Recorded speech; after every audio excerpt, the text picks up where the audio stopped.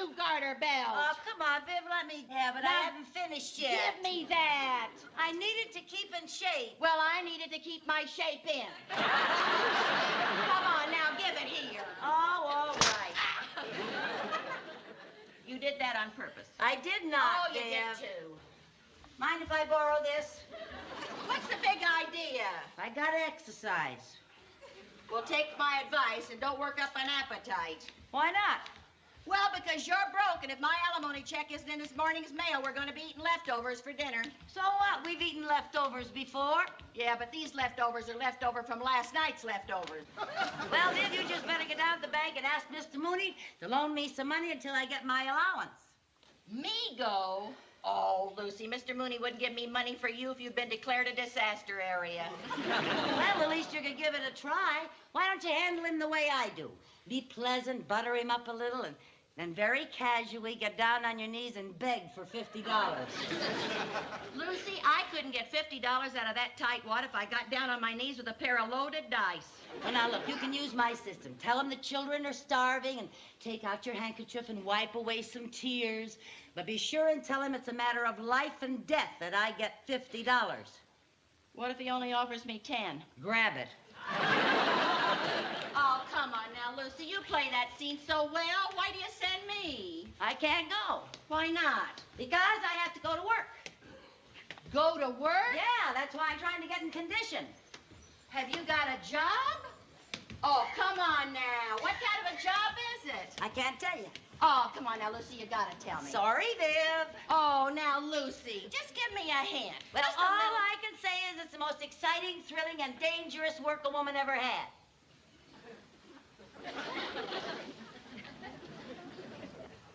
You're not thinking of going into the ring, are you?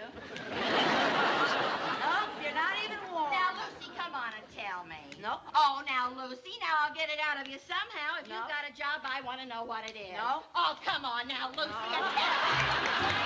I'll get it out of you somehow. You know it. Now, come on and tell me.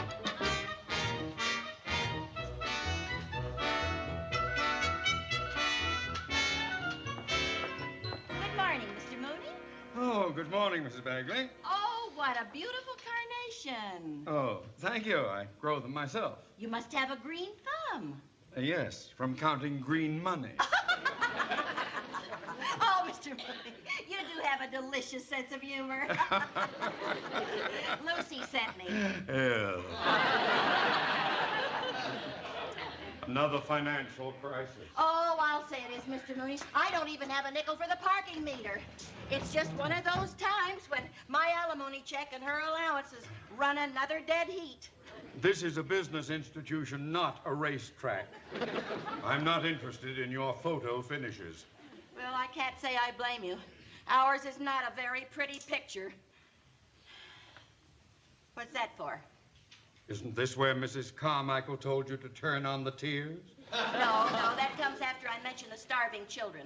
Oh, Mr. Mooney, believe me, this is serious, and all Lucy wants is just a little bit of an advance on her own money. Then why didn't Mrs. Carmichael come herself? She couldn't. She had to go to work. What, she has another job? Uh-huh. What's she doing? I don't know. All I know is that she has to keep in good physical shape, and she says it's the most exciting, dangerous job that a woman ever had.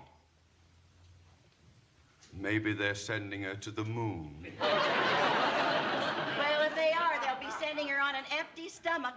Believe me now, Mr. Mooney, we're just starving. Couldn't you just see your way clear? Mrs. Carmichael has given me the malnutrition bit before. Oh, but Mr. Mooney, this time it's true. Believe me, this morning I stuck my head in the refrigerator, and that's the only meat that's been in there for a week. Oh, Mr. Mooney, believe me, there's no food. And when mealtime comes around, I start thinking of the children. Oh, good heavens, I can't have you putting ketchup on them. All right, I'll advance Mrs. Carmichael a few dollars for groceries. 50? 10. I'll take it. Now, Mr. Mooney, how about a nickel for me for the parking meter, huh? It seems to me you have an account here. Do you want me to write a check for a nickel? Unless you'd rather fill out an application for a loan.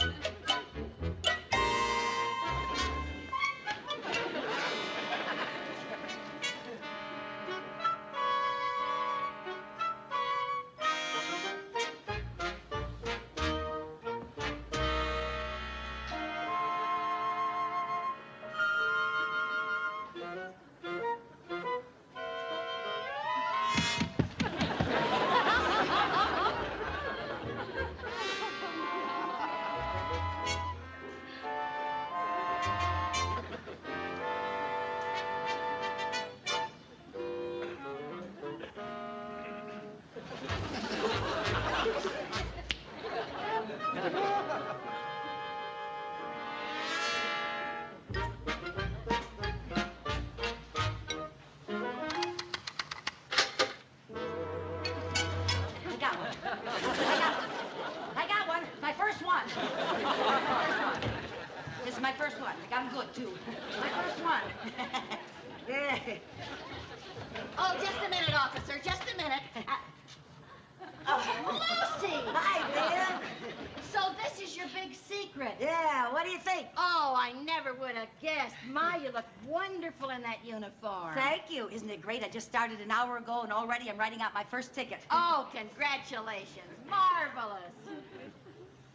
Wait a minute. You can't write that ticket. That's my car. It is? Oh, gee, how come I didn't recognize it? I had it washed. I didn't know it was green.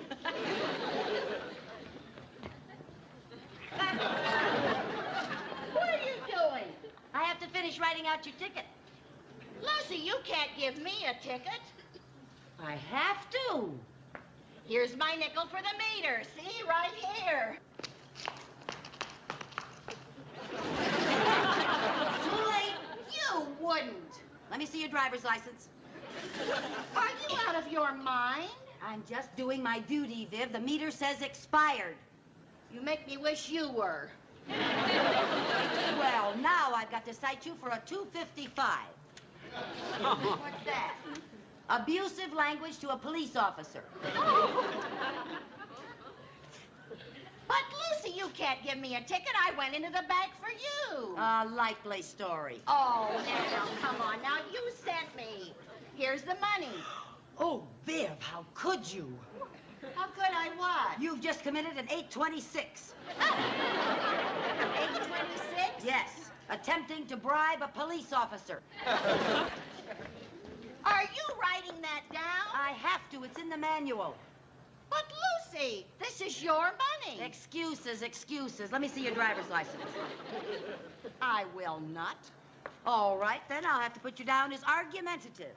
Oh, all right. My number is 748-235. I have to have the license. Are you calling me a liar? No, but I've got to do things according to the manual. Oh, all right. Hair blonde, eyes blue, date of birth. Oh, you must be kidding. No wonder you didn't want to show me your license. So I happen to be a year older than it says. How many years older? Oh, come on. Give me the ticket and let me get out of here. Sorry, madam, but I'll have to detain you. Detain me? Yes, when a driver's license contains false information, I have to turn in a 407. A 407? I have to run a make on you. Run a make on me? Yeah, it's an expression we use down at headquarters. All right, Mrs. Bagley, raise your arms over your head and lean forward over that car. Why? The manual says it's required safety procedure while detaining a suspect. Now go on and do it. I'll do no such thing. All right, unless you do, I'll have to cite you for resisting an officer. Oh, okay. All right, over the car. All the way over. Unit 11A, requesting a warrant on one female suspect. Bagley, Vivian. Height 5'6", hair blonde, eyes blue, age uncertain. Right, 11A. Stand by. Roger. They got a wonderful system here, Viv. This will only take a minute. Well, I hope so, because I'm getting tired of playing cops and robbers. Why don't you just put the handcuffs on me and hit me over the head with a blackjack? Watch it, watch it. Get those hands up over your head and get back over that car. Calling Unit 11A. Unit 11A. We show no warrant check on your suspect. Roger, over and out. All right, madam, good news. What? You're clean. Does that mean that I can go? After you sign this ticket, yes.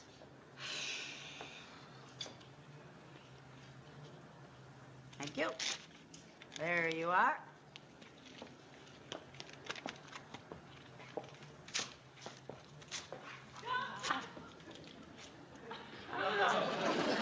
Aha! Litter bug.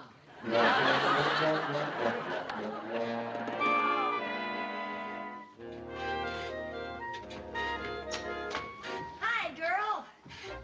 Hey, wait till you hear what a success I am down at headquarters. They said I gave out more tickets than any rookie they'd ever had, including men rookies. And boy, did I make a big hit with that 7 violation ticket I gave you. Thanks to you, I'm liable to make sergeant soon.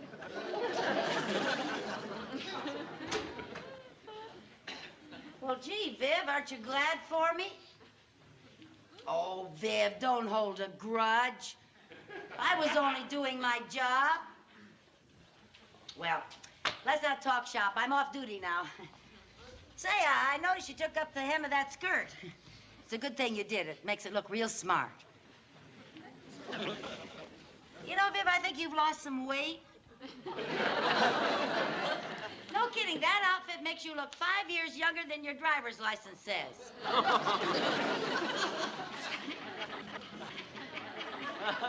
Gee whiz, Viv. No matter what kind of beefs we've had, we've never not talked. At least we had the decency and courtesy to argue and yell at each other. Oh, Viv, will you say something? Anything. Copper? Well, I wish you'd stop talking like that. When will you civilians realize that a policeman is your best friend? A policeman, yes, but not a stormtrooper. Stormtrooper? Why, you meter cheater? Meter cheater. Oh, Viv, let's not quarrel. Have you started dinner yet? Not yet. I just got back from doing my shoplifting. Oh, Viv, you're funny, honey. Don't try to make up with me, J. Edna Hoover. Viv, I was only doing my job. Well, your job is liable to cost me a fortune in fines. Well, I'm sorry, but this is one job I don't intend to lose. And if you're unhappy about that ticket, you can just go fight City Hall. That's exactly what I intend to do. I am going to go to court and fight that ticket. Well, fine. May the best man win. No hard feelings.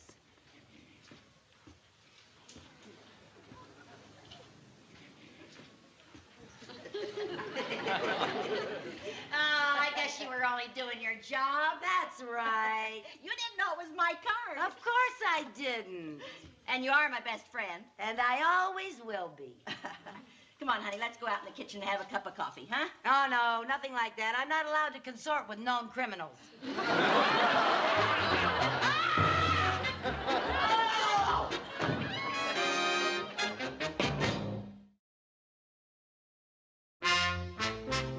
City of Danfield versus Mrs. Vivian Bagley.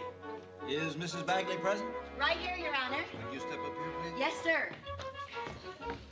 And Officer Carmichael.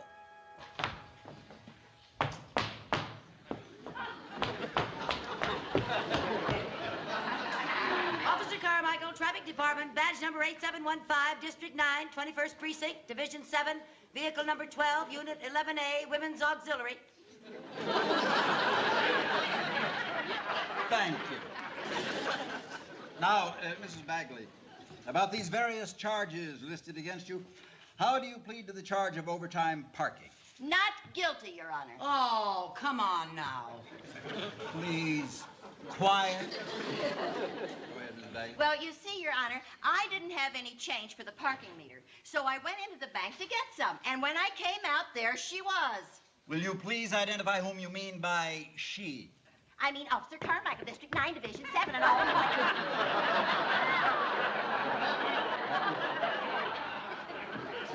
And did you explain your situation to Officer Carmichael? Oh, I certainly did, Your Honor. She had no right to give me that ticket. I call him as I see him. Your Honor, with the court's permission, I would like to prove that her story is very questionable. Permission granted. You may be seated, Mrs. Bagley. Yeah, sit down, Viv.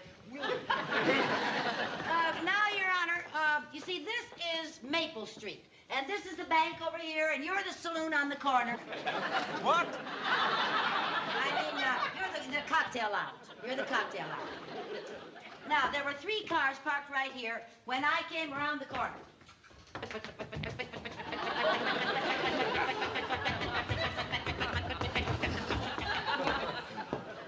I tripped as I got off. Officer Carmichael, will you please explain the meaning of this travesty? Well, with the court's indulgence, I'm trying to establish a time element. What time element? I'm trying to establish that there was more than enough time for any normal person to go into a bank and get some change. Get off. What do you say to this, Mrs. Bagley? Mr. Mooney here will testify that I did go into the bank and that I did ask for change for the parking meter. That's true, Your Honor. Well, a transaction like that shouldn't take much time. She didn't have any money. I finally had to write him a check for 5 cents. Well, cashing a check doesn't take very much time. Well, first we had to check her balance. For a nickel? It was insufficient. Then how could you possibly expect to take care of the meter? Well, I expected to take the money out of the money that he gave me to give to her. Mr. Mooney, why would you be giving a police officer money? Because it was my money. We handle her trust fund. Well, if it's her money, why did you give it to Mrs. Bagley? Because I didn't want her head to be the only meat in the refrigerator.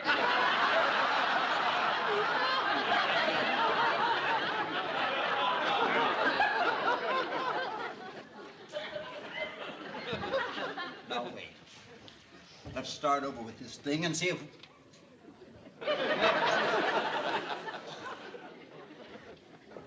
Will you go and sit down someplace?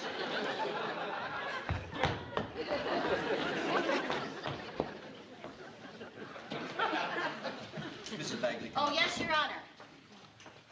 How do you explain these other charges? Attempting to bribe a policeman. Yeah. It was her money. Can you prove it was her money? Mr. Mooney?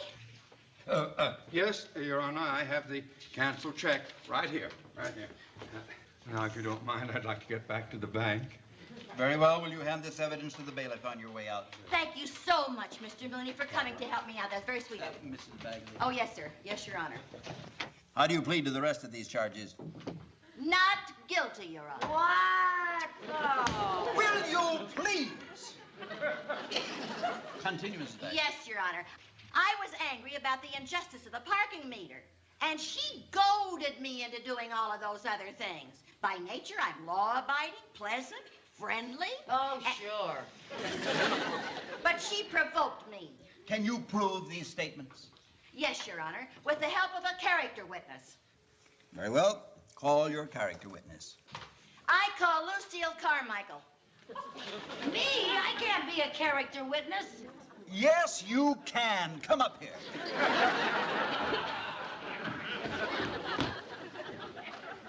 Proceed.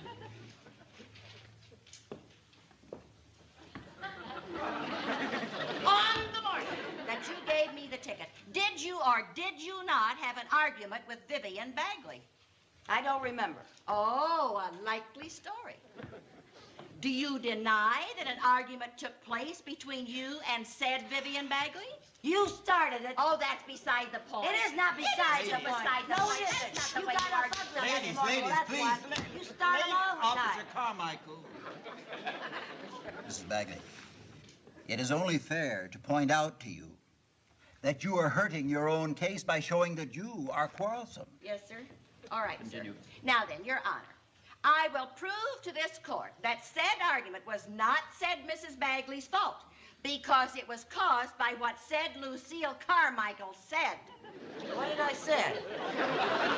Well, it wasn't exactly what you said. It was what you did. Well, what did she did? I mean, what did she do? Your Honor, wouldn't you quarrel if you walked into the living room and found someone pulling on your brand new garter belt? I don't think I understand. Well, she was pulling it all out of shape. That's what she was doing. Vivian, I was not. I was pulling on it like this. Well, why would you be pulling on anybody's garter belt? So I could become a policeman. I was getting in shape for my physical. Sherry, in 20 years on the bench, You I've see? never... You see how she provokes you? You see, Your Honor? You see how she provokes you? Then you can imagine her provoking me with my sweet disposition. Oh, sweet disposition. Well, perhaps some of these charges have been provoked and exaggerated. Just a minute. What about the charge of falsifying her driver's license? Well, can you explain that? Well, Judge, I did make a little mistake about the date of my birth. That is not an uncommon practice with the feminine sex. And so far as a woman's age is concerned, I think our Motor Vehicle Bureau is chivalrous enough to close one eye. For the age she put down, they'd have to close both eyes and wear dark glasses. Your Honor, that's contempt of court. Your Honor, do I have to stand here and be cross-examined by this bleached blonde Perry Mason? Oh, your hair hasn't been its original color for 20 years. Is that 20 so? years that I know it. You just happen to have those dark shoulders.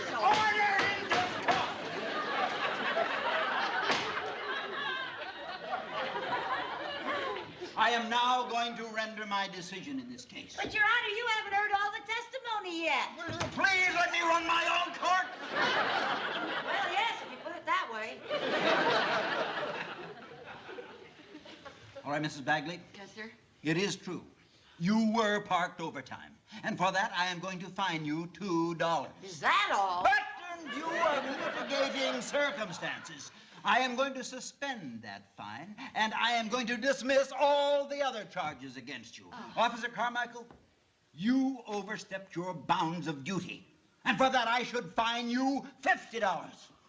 However, since it was your first day of duty, I am going to suspend that fine on 2 conditions.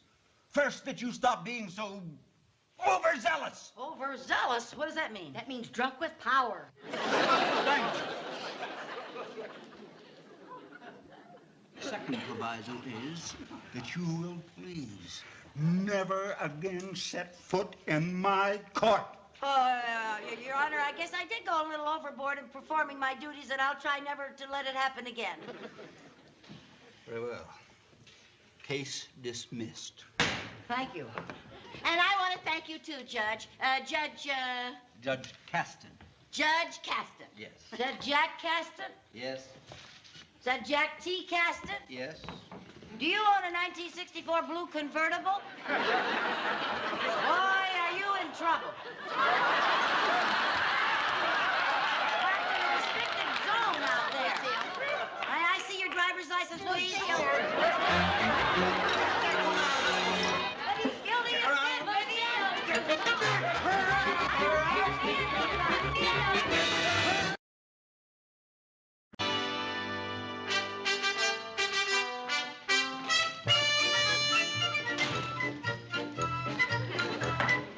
Officer Carmichael reporting. Traffic Department badge number 8715, District 9, 21st Precinct, Division 7.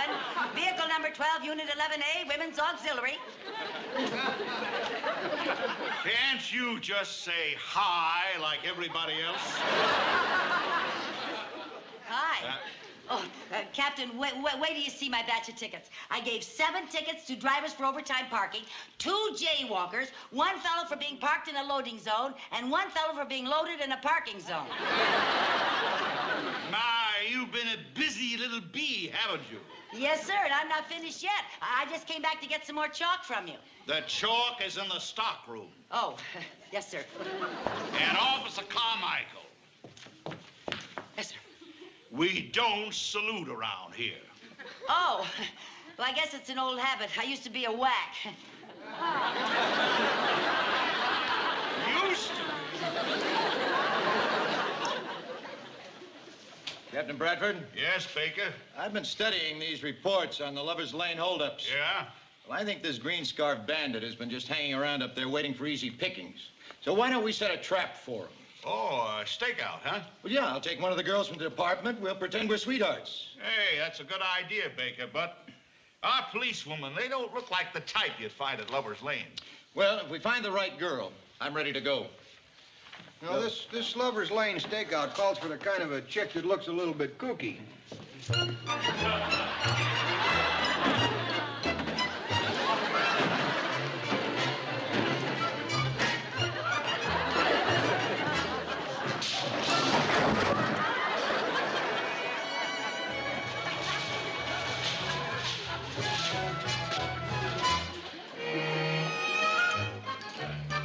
Officer Carmichael. Yes, sir. I think we hit the jackpot. You come here. Yes, sir. You've been a real eager beaver around here. Now, how would you like to do some real police work? Oh, yes. What? When? Where? We're setting a trap to catch a crook. We call him Green Scarf Louie because he always covers his face with one. Oh. With one what? A green scarf. Oh. Detective Baker wants you to go to Lover's Lane with him tonight and act like your sweethearts.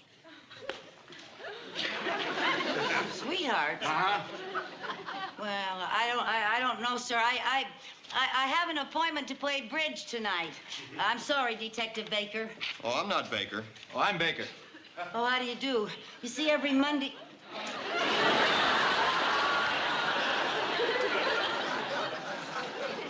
Yeah, I just remembered I don't even know how to play bridge.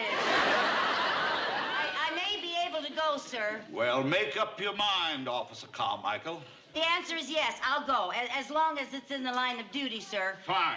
I'll pick you up at 8 o'clock tonight. Officer Carmichael, Yes, sir. I want you to understand that this is very confidential police business. Oh, yes, sir. Yes, sir. And you're not to discuss this with anyone. Not anyone. Where do you live? I'm sorry, sir. I'm not permitted to discuss that with anyone. Oh, you can discuss it with him. Oh, I live at 132 Post Road. Good. What's your telephone number? My phone number? Don't you know your own phone number? It's been so long since anyone's asked for it.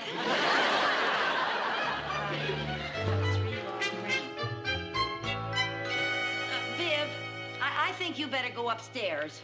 Why? Well, I just don't want you here when he comes, that's all. Oh, you can't stand the competition, huh? Oh, come on now, Viv. All right, I'll go. But before I do, I'm going to ask you for the very last time. Who is he? I can't tell you.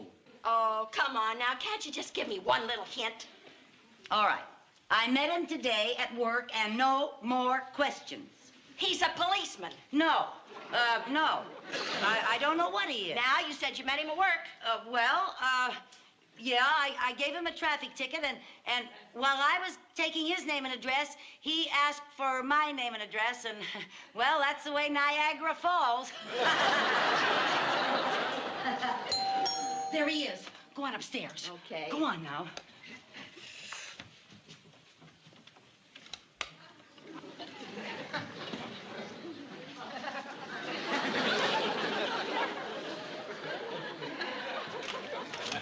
All right, Vivian.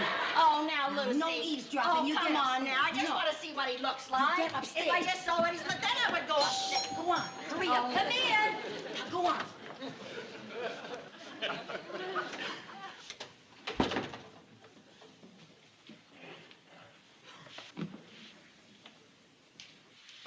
Well, hello. Hello. Is Officer Carmichael in? What? But it's you. I didn't recognize you. Oh, you didn't? Somehow, when you're out of your police uniform, you look a lot bigger. Bigger? Taller. It must be those high heels. Yeah. You see, down at the police station, I just kind of think of you as one of the boys. Oh. Well, Detective Baker, I hope I handle this assignment correctly. Lucy! What is it, Viv? I want a drink of water. Now, Vivian, there's water upstairs. Now, I want a drink of cold water. All right, come on down. Every time I have company. Oh, my brother's little girl is just like that, too. You want to bet? Oh, hello. Why, I didn't know you had company. Mr. Baker, this is my friend, Mrs. Bagley. How do you do? How do you do? Oh, how do you do? Lucy's told me all about you. She has? I told her that I met you when I gave you a parking ticket. Oh, yes, that's right. Yes, that's right. We met when she arrested me. Oh, well, lots of romances start with a pitch. Vivian,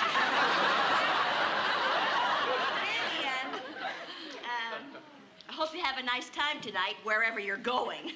We'll probably just go for a drive. You certainly picked a lovely evening for it.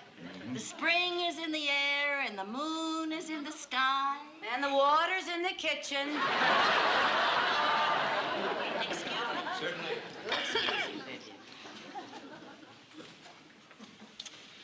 Well, you told her about me, huh? No, of course I didn't. Captain Bradford said not to discuss it with anyone. Now, that's very good. Thank you. Now, shall we get going and do our duty? Yes. Oh, but first, I have something for you.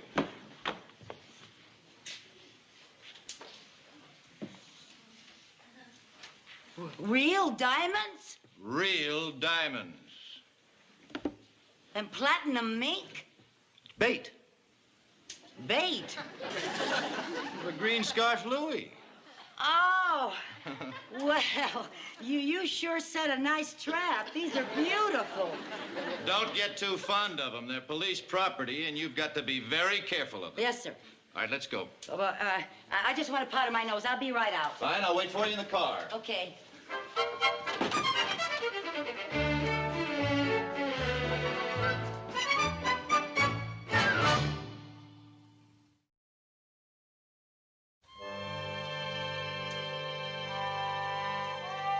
Relax, Mrs. Carmichael. Relax. Just don't be so nervous. Pretend you're on a date. Pretend I'm on a date. I guess I'm just a little out of practice. I mean, I've never dated a policeman before. Well, neither have I. That's funny. You take it easy, please. Now keep it down. You don't want to scare him off.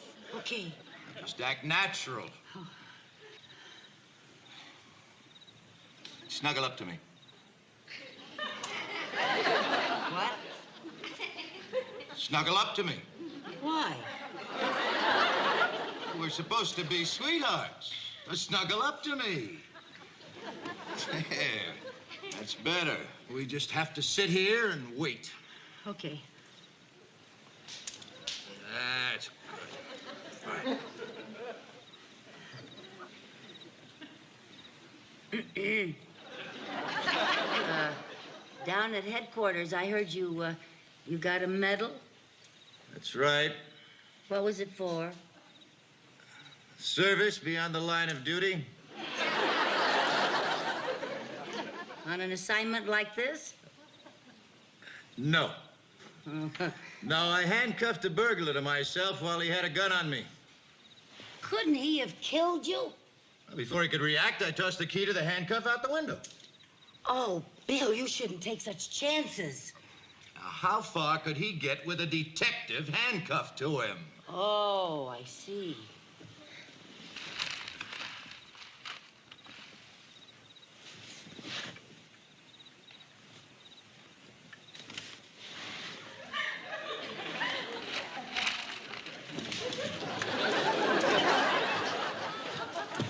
What's a big idea? What's the matter with you? That was nothing personal. I just thought I saw a green scarf Louis. Oh. Now, Officer Carmichael, let's get this straight once and for all. If I kiss you, if I hug you, it is only because I don't want us to look suspicious. All right. Now, it's all in a day's work. Okay, okay. Come on, come on. Gee. That's good. Get comfortable. That's fine. Okay. Say, doesn't your wife object to you going on assignments like this? I'm not married. Oh? They only send bachelors out on assignments like this. Oh, yeah.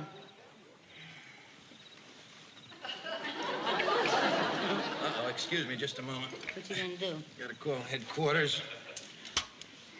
Calling headquarters. This is Baker on the Paradise Grove stakeout. This is headquarters. Captain Bradford speaking. Go ahead, Baker. Chief, I'm leaving my switch open, so keep a monitor listening in at all times. If you happen to hear me make contact with the suspect, throw a roadblock on Paradise Grove. Check. Over and out. Roger. Well, all we can do now is wait and hope. There we go. Green Scarf Louie works on schedule. He should be sticking us up any minute. Any minute? Any minute.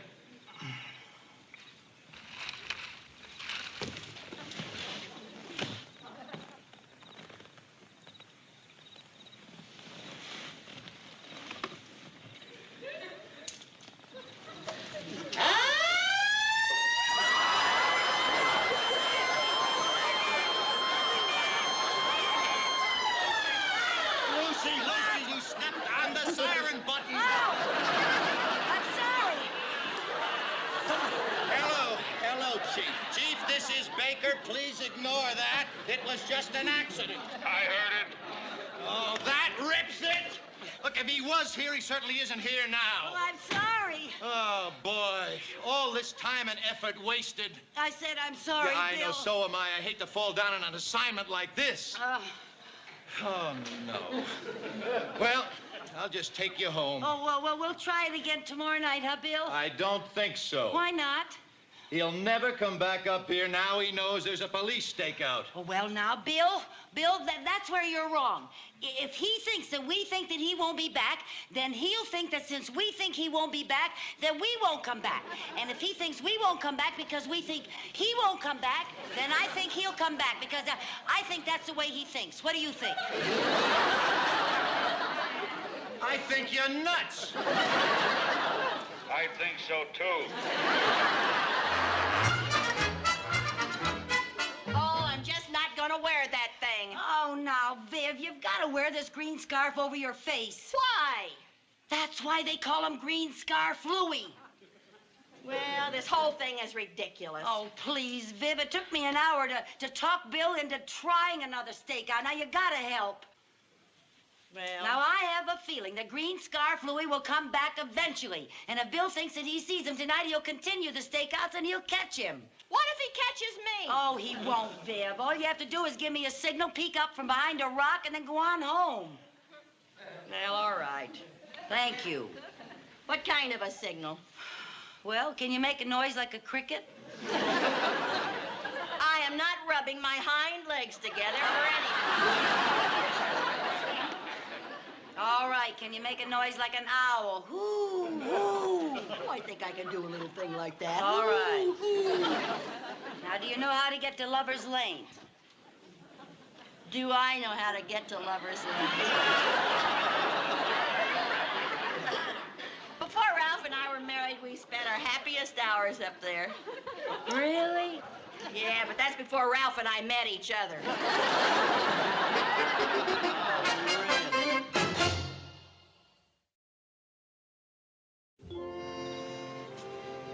Oh, gee, what a beautiful night. I just love moonlight and flowers and crickets and frogs and... Tell me, do you like to dance? Yes, why? I was just thinking about the policeman's ball this Saturday night. You were? Yeah. Would you like to go? I sure would. Fine. Here are 2 tickets. You're giving me 2 tickets? Yeah, I bowl on Saturday night. Well, I think we ought to call off this stakeout. Oh, now, Bill, I just know the Green Scarf Louie is around here someplace. How do you know? A woman's intuition. Now, believe me, he's around here someplace. Bill, I just saw Green Scarf Louie over behind that rock. All right, let's play it cool. Into position. That's right. Relax.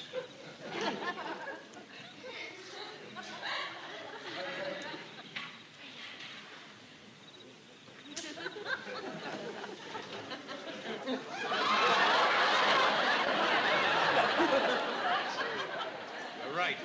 It's the bandit. What bandit? What bandit are you talking about? You just stay right here. Where are you going? Oh, Bill, you're supposed to stay here. He's supposed to come to me, remember? I know, but I think I can sneak up on him and take him from behind. Sneak up and take him from behind? Yes. Oh, don't shoot her. Him? No, I can't stand the noise. Now, look, will you please sit down there and be quiet, Lucy? Yes, sir.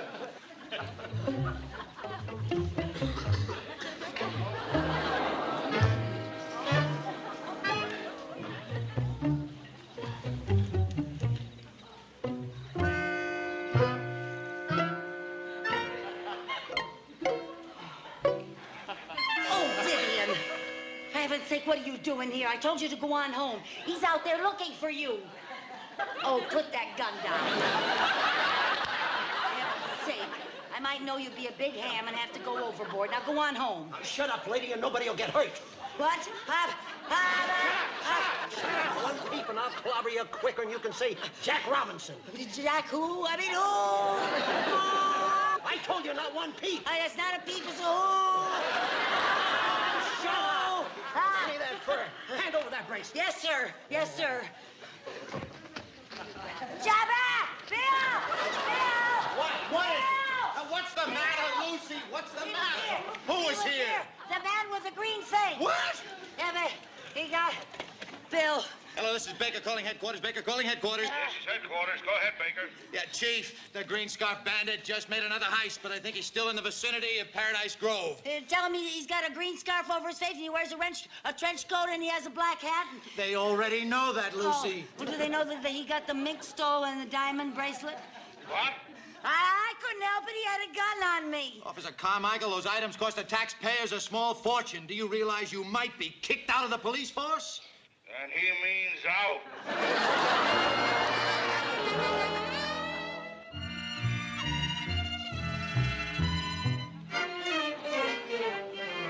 Well, here I am in Lover's Lane with a girl. Shh. Oh, I don't know how I ever let you talk me into this. Let's get out of here, Lucy. No. If I don't capture Green Scarf Louie, I'm out of a job. I told you that. And what about the spot you're going to be in when you tell Mr. Mooney that you bought a mink stole and a diamond bracelet on the installment plan? After I get the bandit, I'll return the stuff to the store. How do you even know he'll show up? That's just a hunch. It's a shot in the dark. Huh. We may both get shot in the dark. Come on, Lucy, let's go. No, huh? no. Now, there's nothing to worry about. Last night, he stuck a gun in your ribs, and I'm the target for tonight. Yeah, but tonight I'm ready for him. Handcuffs. Yeah. What good are these if he's got a gun? Well, I'll show you. Now, make believe you've got a gun and stick me up. Oh, no. Come on now, Viv. I do what don't ask want you. to. Come on, do what I ask you and stick me up. Now, come on, I'll show you. Stick him up. I gotcha. What do you know? That's really clever. You bet it's clever. Hey, but couldn't the burglar shoot you? The minute I snap the cuffs on, I show him the key and throw the key away. Lucy, you're absolutely wonderful. Just wonderful. Just routine police work, that's all. Well, let's get the key now to get this San Quentin charm bracelet off. Okay.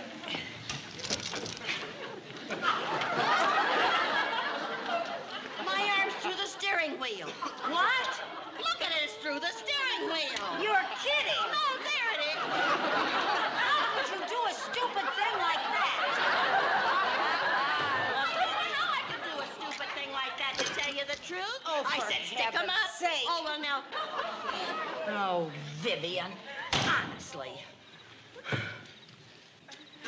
What are we gonna do now? Why don't you take the steering wheel off? Hey, that's a good idea. Yeah. Oh, no!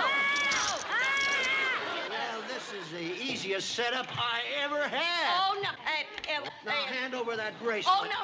You don't want to take that fur in this bracelet. Why not? Oh, you have to keep up the payments on them. Give me it. Oh, you really should take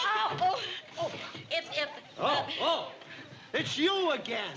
What are you made up for? I'm Officer Carmichael from the police department. Well, now, you just keep right on working for him, dearie, and I'll be a millionaire. I'll see you tomorrow night. Same time, same place. Oh, and don't be late. No. I'll take that. You stand still. Keep him covered. Bill, what are you doing here? We had a stakeout in another car. You had a stakeout with Yeah. another girl? Oh, well, not exactly. You remember Detective Murdoch. How are you?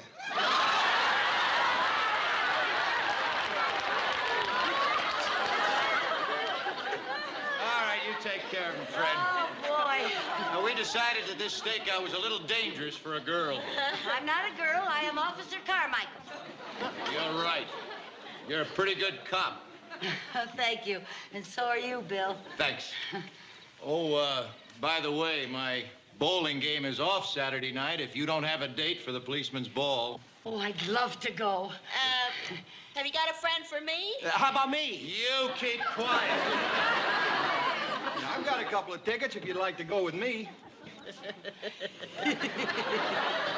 I'd love to if you let me borrow your dress. Get him out of here. On your way. Go on.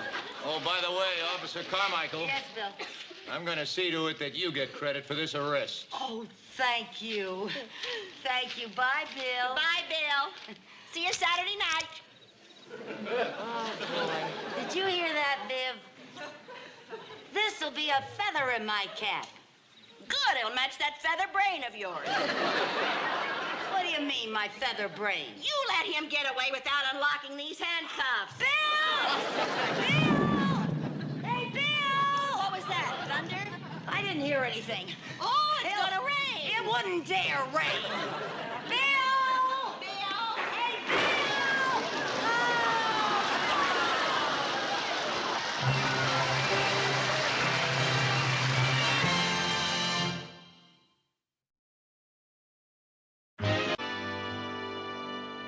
Well, let's see if you've got everything. It's all there, Mom. Well, now you're going to be gone for 3 days. I want to make sure. Let's see, there are your socks, your sweater, your pajamas. What are you doing with a jar of my cold cream? That's not cold cream. I've got it filled with worms. Worms? Watch it, Mom. You can't catch fish with worms that are all shook up. Oh, they're no more shook up than Mom is. Now, don't put them back in here. Put them in the tackle box and get them outside. You can pick them up in the morning. Women. Oh, honey, you go get those dishes done. Okay. Evening, Mrs. Carmichael. Oh, good evening, Mr. Carter. Won't you come in? Oh, thank you. I hope you don't mind, but this is a central location, and the station wagon can pick it all up together. Oh, no, that's fine. Just put it down any place. Oh, fine. Mr. Carter? Huh? It was very nice of you to offer to be Jerry's substitute father. Oh, my pleasure. I like Jerry very much. Yes, I just wish the feeling were mutual. What? Oh, I didn't mean to put it so bluntly. I mean, he really doesn't dislike you, but actually, he's very unhappy about going with you. Hi, Mr. Carter. Oh, hi, Jerry. Howdy, kid. Gee, I can hardly wait for our trip tomorrow. We're gonna have a swell time together. You bet we are, son. Jerry, dear, you better go upstairs and get to bed. You have to get up at 6 a.m., you know. You bet I know. See you, Mr. Carter. Hurry up, Jerry. Yippee! Yippee! Yippee! He's unhappy? He's miserable. He's just a great little trooper, that's all. He just knows how to cover up, that's all. As long as he's stuck with you, he's going to try to make the best of it. Mrs. Carmichael. Oh, and another thing, I do hope you know how to put up with all of his little idiosyncrasies. What idiosyncrasies? Well, he's a very restless sleeper. And sometimes he makes Oh, Mrs. Carmichael, now look, why don't you just tell me the truth? Now, why don't you want me to go with him? Because I want to go with him myself. Oh, Mr. Carter, it was very nice of you to volunteer, but it's just that... Well, you can't go, Mrs. Carmichael. It's for men only. Now, look, Mr. Carter, if for some reason at the very last minute something happened to you and you wouldn't be able to go and, you know, I'm sure I could talk them into letting me go in your place. Well, Mrs. Carmichael, if you have your heart set on it, I'm sure I can find some reason for backing out. Oh, thank you, Mr. Carter. You'll know how I feel someday when you become a mother.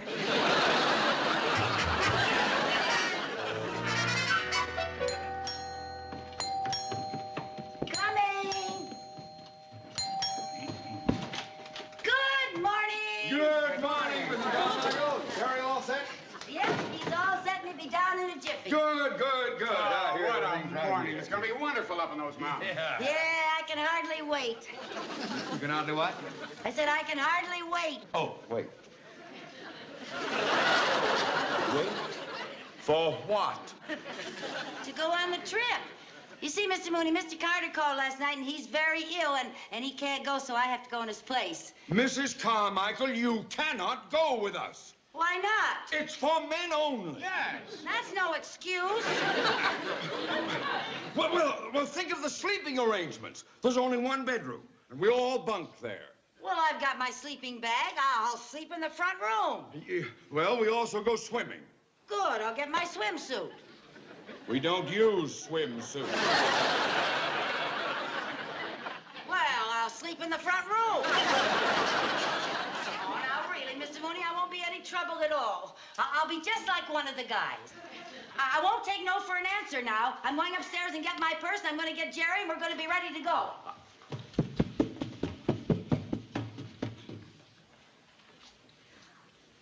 One of the guys just went upstairs to get his purse. What are we going to do, Ted? A woman along will put a damper on the whole trip. And here I was looking forward to 3 beautiful days without him. Wait a minute. She won't be with us for 3 days. In fact, I doubt that she'll last 3 hours. What do you mean? We are going to give her the works. We are going to make it so tough, so miserable, so unbearable. Give her the treatment. Oh, and I think of the things we're going to do to her, I feel better already. Mrs. Carmichael, we're waiting for you.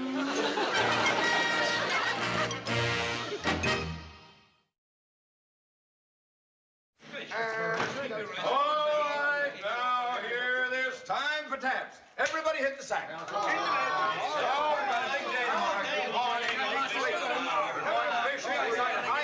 a great time. Get some rest. Hey, that was a very nice dinner Mrs. Carmichael cooked. Worth waiting for. I thought she would never get that fire started, rubbing those 2 sticks together.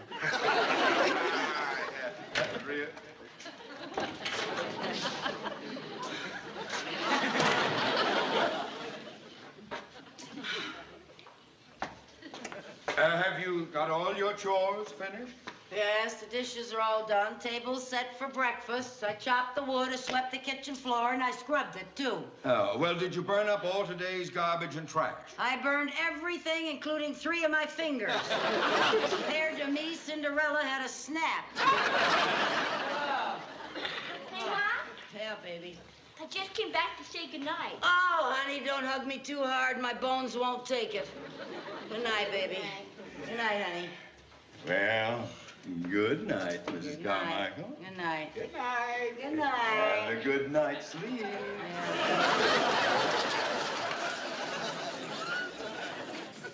Oh.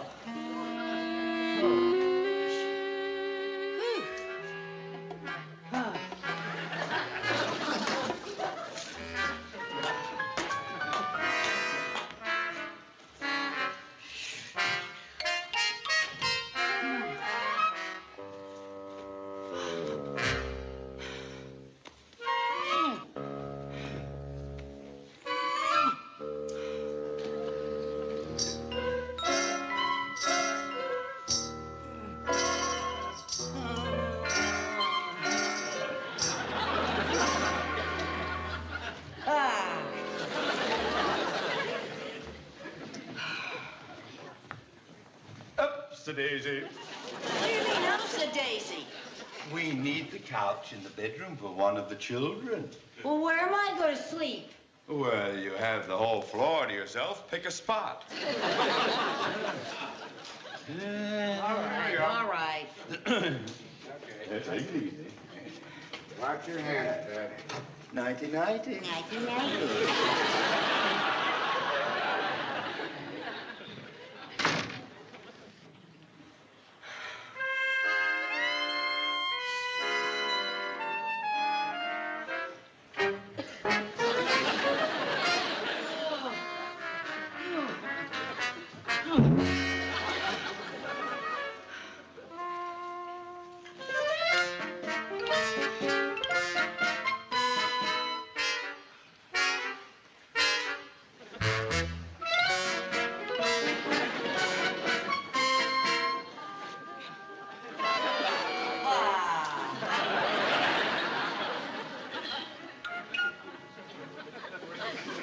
Oh, that light. Ugh.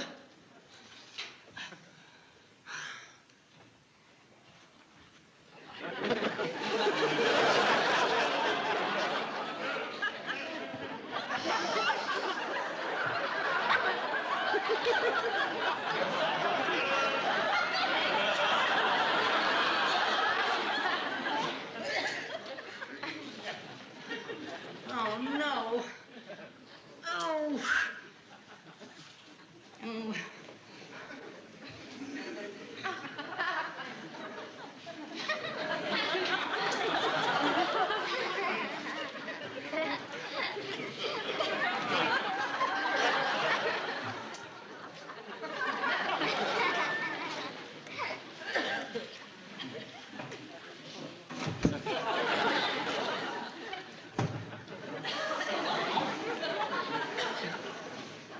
Ah.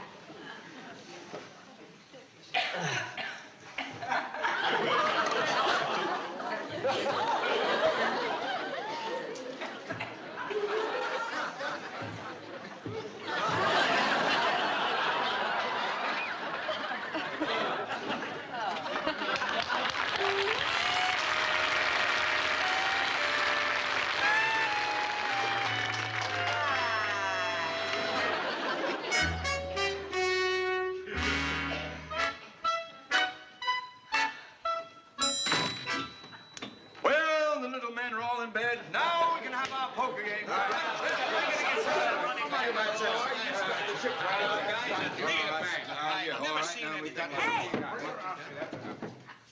What's going on? We're going to play our poker game. Poker game? I'm trying to sleep.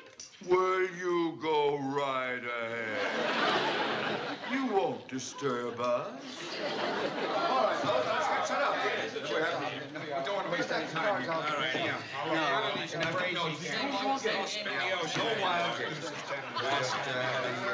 I will be the banker because We'll be around. High five. Hey, how long are you going to be playing? Well, who knows? 3, 4 o'clock in the morning. About that time, I stand around there. I'm not going to be able to sleep, so do you mind if I join you? Well, we're not playing for tiddlywinks, you know. Got any money? Sure, I got money. Oh, well, now, in that case, maybe we could let you play with us. What do you say, fellas? Sure. The more the merrier. Thank you. Little fresh. Mr. Mooney? Yeah? Mr. Mooney, would you unzip me? What? Would you unzip me out of here? I'm stuck. I can't get out of it. Oh.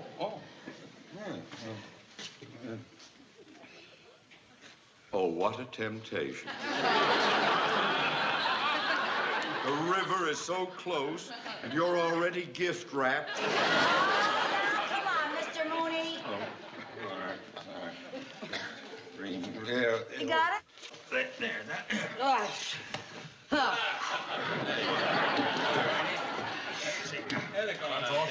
Yeah. Now then, I won the deal. All right. Yeah. Now, how do you play poker?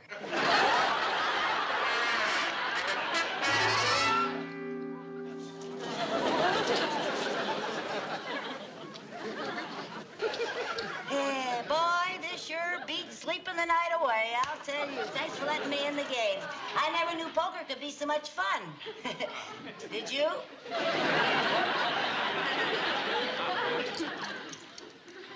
Mrs. Carmichael, the bet is 7 chips. Do you call me or not? Oh, yes. Yes, I will call you. 1, 2, 3, 4, 5, 6, 7. Oh, good children, go to heaven. I have 3 kings. Well, so you have. And aren't they pretty? Well, what have you got? Oh, well, I have a 1 and a 9 and a queen and a 5 and a 2. And what a coincidence, they're all hearts.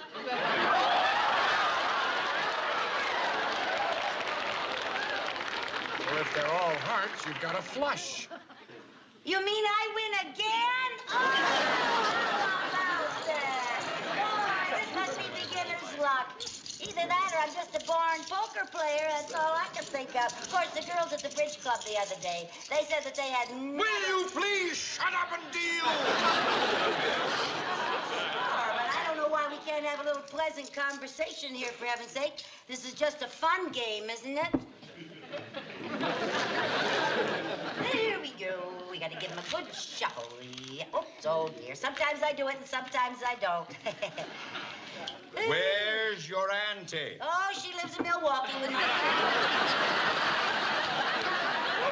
Here we go again. So it's the best way to shuffle if you do it every time. It does take a little... Put your auntie in. Oh, thank you very much. Auntie, Yeah, put your auntie in. Here we go there. Now, I got a fairly good one. Yeah, oh, you know, thinking of tricks. Audrey Simmons, who was in our bridge club, she showed me a trick. Now, I want you to... What are you trying to do, scare me to death? What are you doing? Trying to shovel the spots off those things? Here, I'll deal myself. Oh, women again. Just cut those. Whiz, Mr. All right. Mooney. I'll ante double as we have to do. Women. 20. And you give everybody 5 now. I'll give everybody 5 now. 3,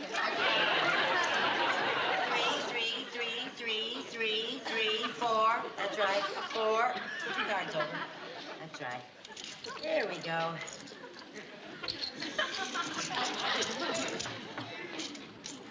Four.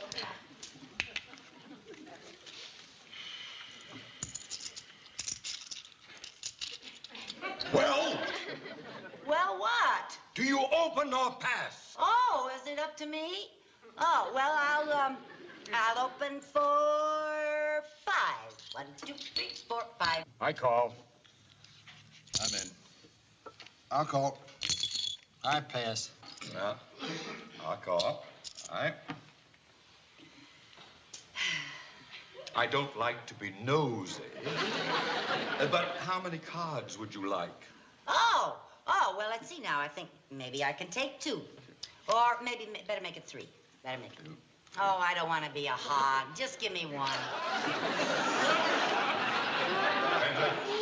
3.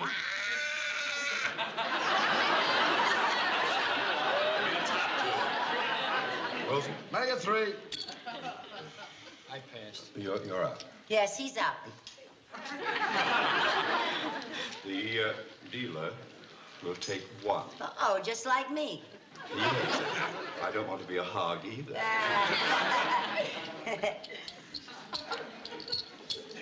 Such pretty colors. I like to put all the colors together. Well? Oh, check. Opener checks. I'll bet 5. Too much for me. I'm out. I'll stay. Oh, you're out. Yes, he's out. There's your 5, and I will raise 10. Well, look at all the pretty chips in here. Yes, the more chips, the sweeter the pot. Oh, yeah, well, in that case, then, I will see your 5, and I will see the 10 you raised. And I will raise 15 more. She checks and raises. Yeah. Well, a full house is 3 of a kind and a pair, isn't it? Oh, Oh, you mean I win again, for heaven's sake? How high was your full house. Oh, I didn't have a full house. I was just asking.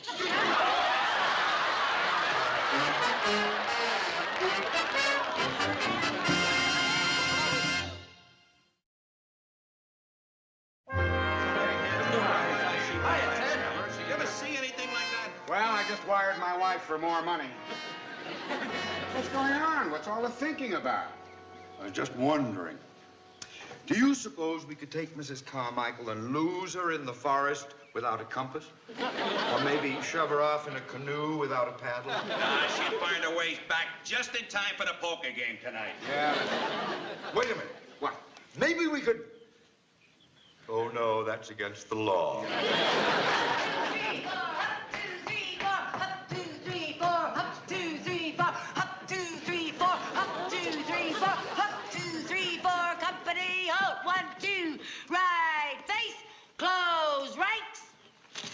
Here are your lunches. There you are. Whoops. There we are. All right, now, eyes closed, heads up.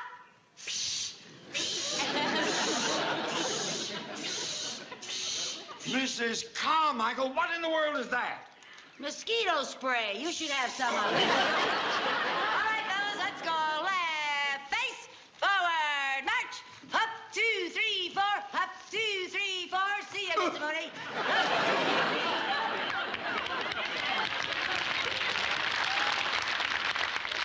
How can she take it?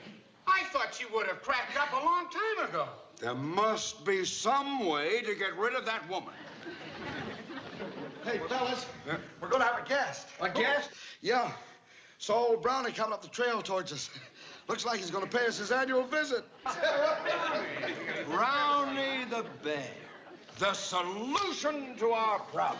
What problem? The problem of getting rid of Mrs. Carmichael. Oh. Now, look, when we see the bear, we will panic. We'll scream, "Kill her on the loose! Help! Run for your life!" Now, when she hears that, she'll be scared out of her wits. She will start running. She won't stop till she gets all the way home. Yeah! No, wait a minute. What do you mean, kill her on the loose? You know that bear's as tame as a kitten. You know that, and I know that, but Mrs. Carmichael doesn't know it. Now, wait, just a minute. I don't know. It might be a little too rough on her. You know, after all, she's only a woman. To get rid of that woman, nothing is too rough. Now, we all know what we're going to do. Yeah. All right, I'm going to check just a second. Just aha, there's old Brownie. He's on the trail there. You'll be here in a minute. All right, fellas. Now, remember, yell loud so she will hear us. Ready? Okay. Kill her!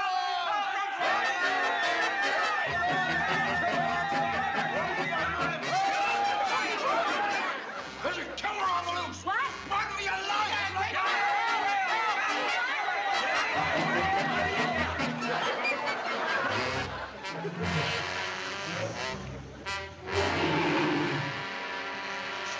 Wait a minute. What are we running from? What? What? It's a bear! Calm down. Take it easy. What do you mean, take it easy? That's a wild bear. No, I have to tell you, Mrs. Carmichael. He's not wild, he's tame. What do you mean he's tame? Well, he's tame. An old trapper has him as a pet. His name is Brownie. He's as tame as a kitten. He's a pet? Yes, he does tricks and things. He does tricks and things? He comes to visit us once a year, and we feed him. Look, they're just playing a little joke on us. Who's playing a joke? The guys over there playing a joke. Oh, some joke. How corny can they get? Well, their little joke's gonna backfire on them. I'll just go out there and show them a thing or two.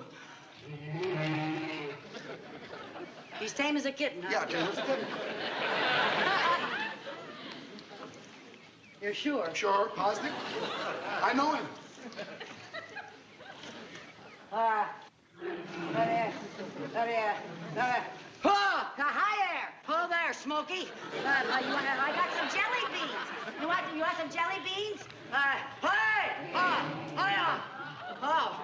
Oh, well, how about that? He's a very patriotic fella, yeah.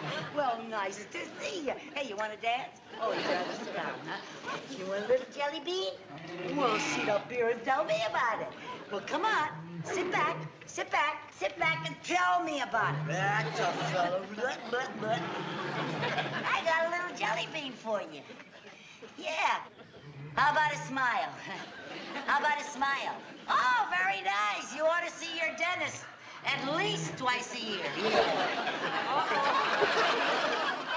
Oh, what's the matter, honey? You got a little indigestion? What? Howdy-doody. I mean, this is for the boys. I can't give it all to you.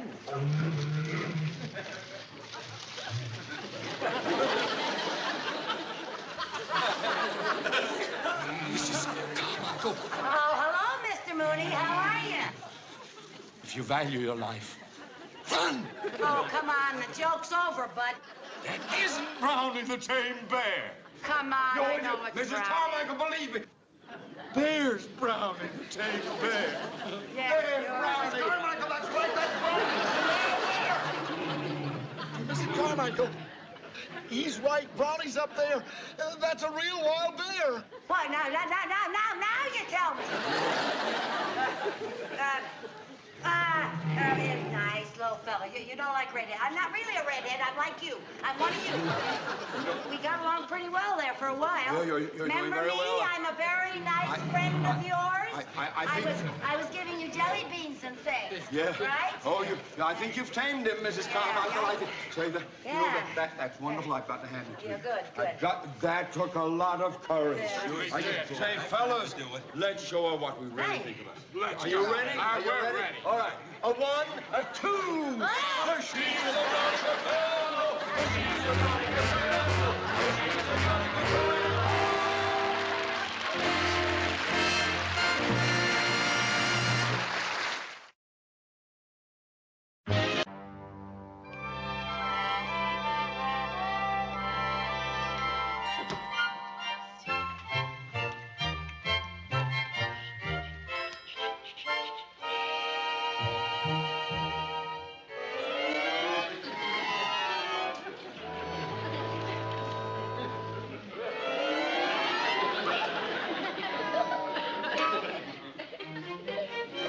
What's the matter, Lucy?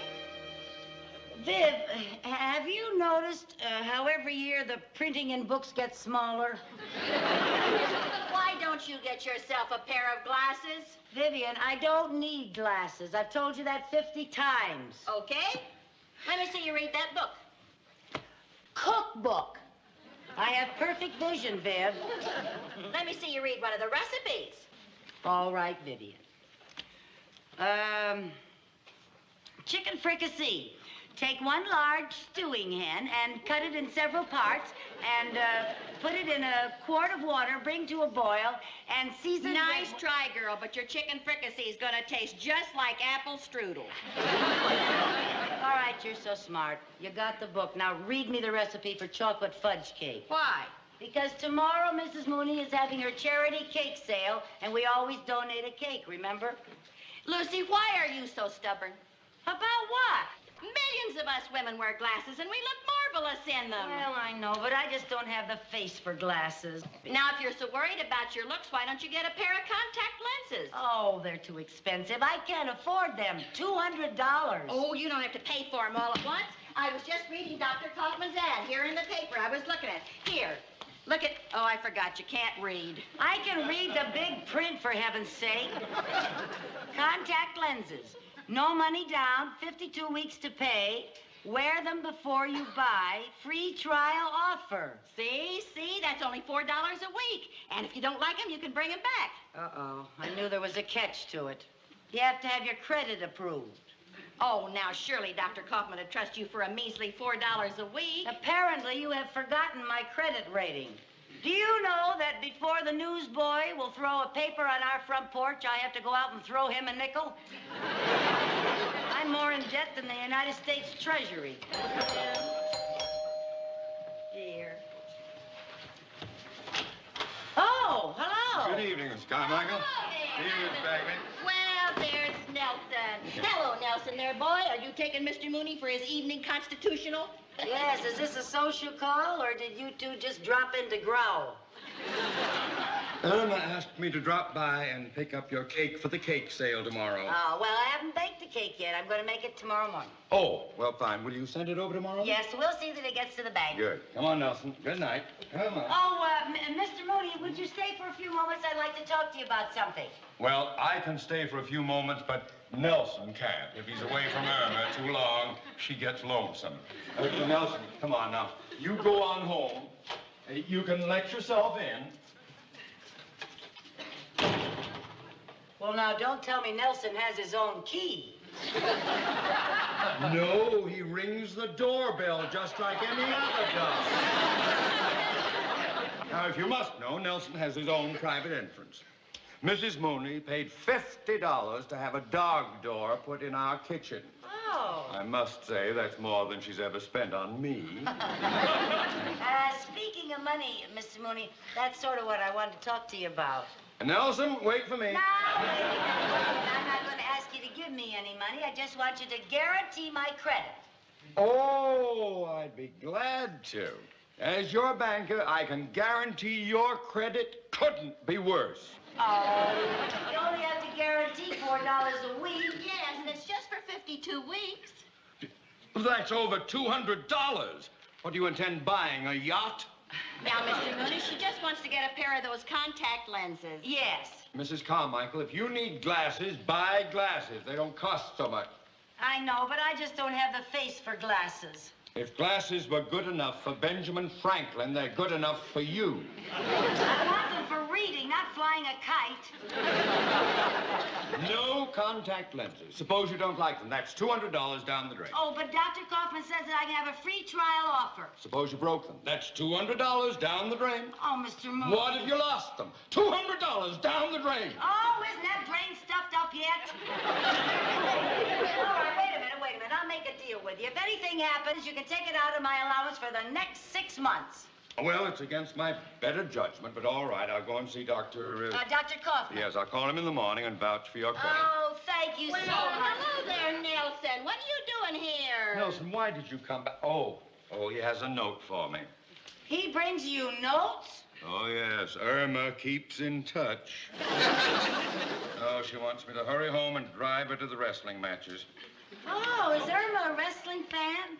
No, she's a wrestler. Come on, Nelson. Come on. Come on. Out you go. Come on. That's... Oh.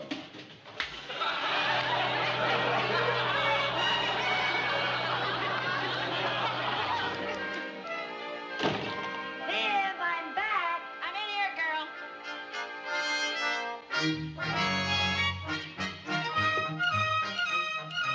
Well, how do I look? All right. What did Dr. Kaufman have to say?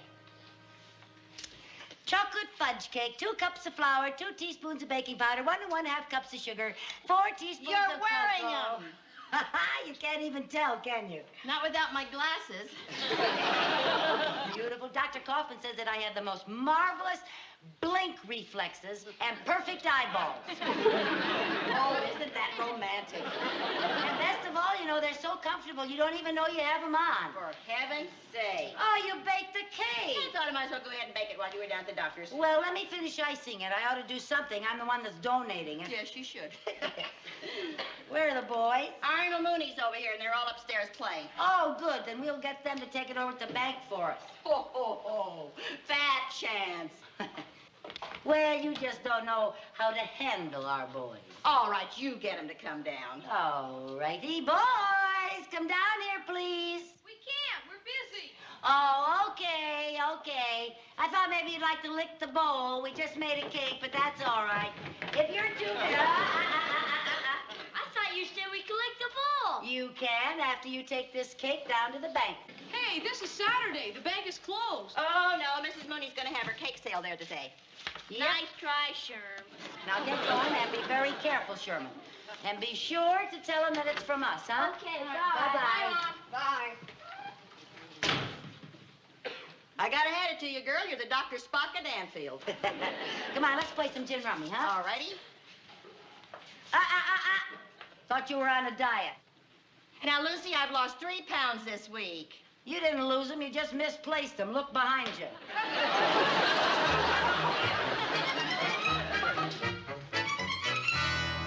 Maybe I can win back some of that $400,000 I owe Oh, now I can finally see what this magazine is all about. Yes, Oh, that's what that picture was, huh?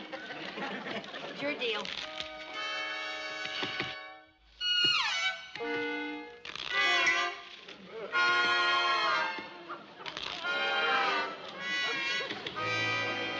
That's funny, Viv. I can read better with my left eye than I can my right. Maybe your left eye has a better education. No wonder the lens has dropped out. No. Dropped out? Oh. Oh, my gosh, Oh, now Viv. don't get panicky, honey. Oh, don't where get is it? panicky. Now, Lucy. Oh, Viv, let's I see now. can't lose Now, when that. you first came home from the doctor, you came right to the kitchen and you were able to read that recipe. Yeah. So you dropped it between the kitchen and here.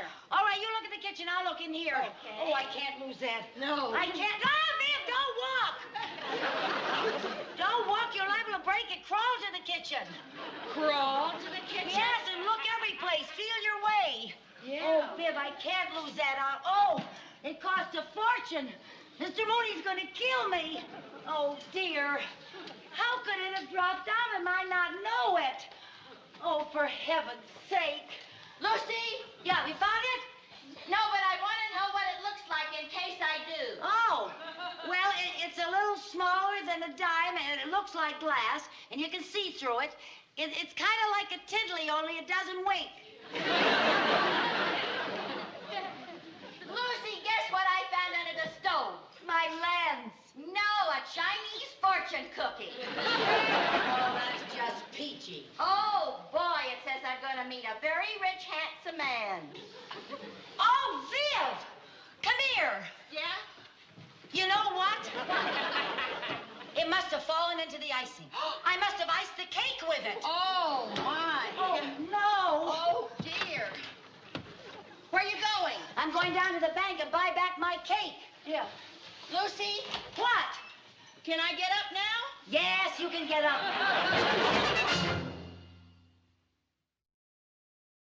Viv? Oh, Viv. Viv, open I'm the coming, door. I'm coming. Good heavens, what's the matter? Come in.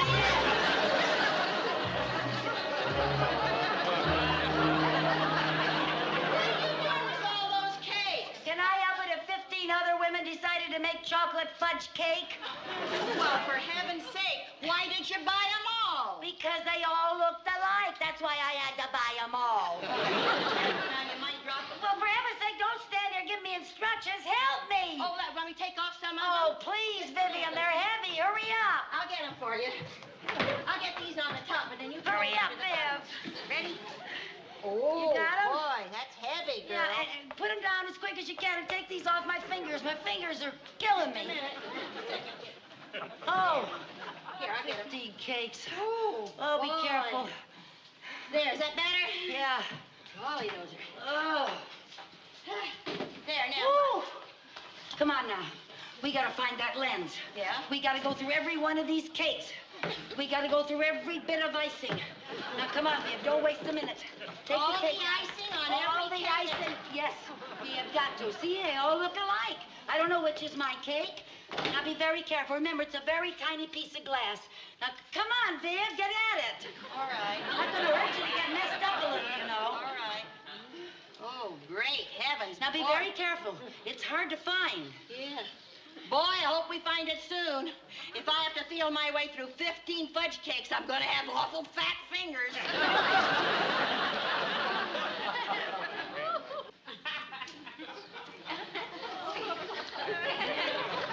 Vivian, don't lick your fingers. You're liable to swallow it.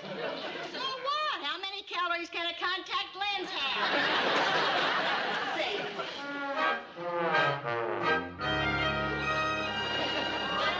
Not in this one either, girl. Oh, dear. Well, we gotta start all over again.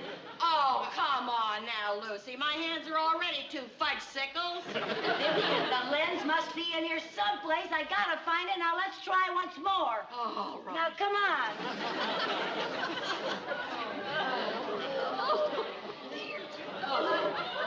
I got it. I got it. My leg. I got it. I got it. Fingernail. Yeah, I see that. Mrs. Carmichael. Those maybe he'll go away. You! If he knows I lost the lens, he'll kill me. He will absolutely kill me.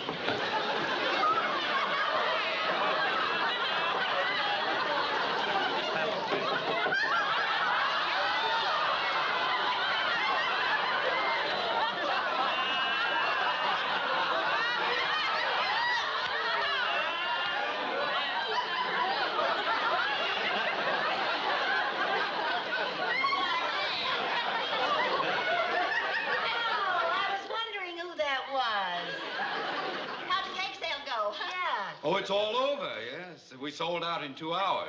Thanks mostly to you, Mrs. Oh, well, think nothing of it. I'm always glad to do my bit for charity. Forgive me for asking, but why did you buy 15 chocolate fudge cakes? Oh, well, you know Viv. She eats like a horse. Just one more question. Why did you mess up the 15 cakes? Cakes? Mess up what cakes? The cakes you're hiding there on the table. Oh, these cakes. Yeah. Why did you mess them up? Well, you know something? You know what we were going to do? We were going to make those 15 cakes into one great big cake. Yes, you see? One great big cake? Yes, one great big beautiful cake. You see, Viv's birthday's coming up, and we have to have a great big cake to accommodate all those candles.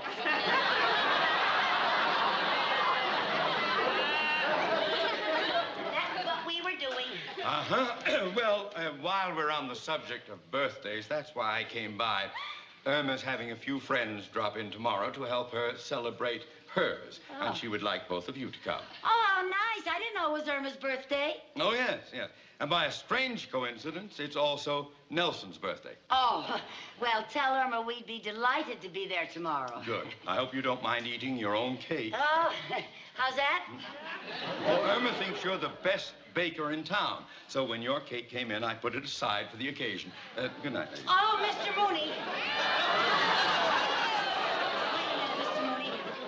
You know, Hofstadter's Bakery makes a much better cake than I do. Well, why don't you leave this cake here and let me make you another cake tomorrow, huh? It'll be my treat. No. Irma wants this one, so I'll take this one back. Well, look, I got that one all botched up. Please leave it here. And I promise I'll bake another one tomorrow much better, huh? No. Irma wants this one, and whatever Irma wants, Irma gets. There is one little thing you could do for me. What's that? Get your sticky fingers off my throat!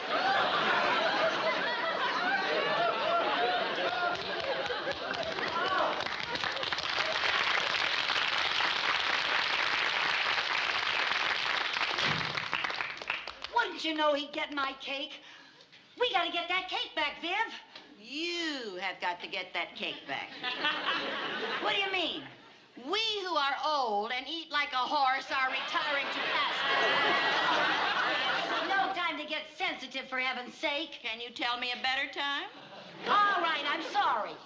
Well, that's better. All right, good. Now let's clean up this mess. I gotta bake another cake. You got to bake another cake? Yes, I have. I gotta bake another cake, and I've gotta go over there to Mooney's tonight while they're asleep and switch cakes. Oh, That's what I've got to do. How are you going to get in? Oh. Call up Mr. Mooney and tell him to leave the key under the doormat? Oh, don't worry about getting in. Who locks their doors in this town? Well, you won't need me. You can go by yourself. What do you mean I won't need you? What for? Well, for an emergency. What kind of an emergency? Well, now, look, now, if I get into Mr. Mooney's tonight, and he hears me, and he comes down and finds me in the kitchen, and then Irma comes down and finds us together, you know, she could get pretty jealous. But if she comes down and finds you and Mr. Mooney together, she'd realize there wouldn't be anything to be jealous of.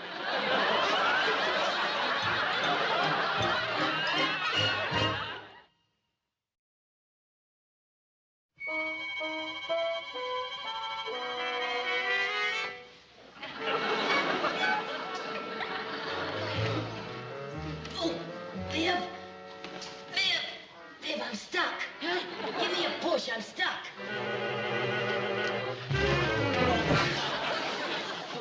to shove me that hard? Well, I thought it'd help if I got a running start. Oh, for God's sake. Get the cake.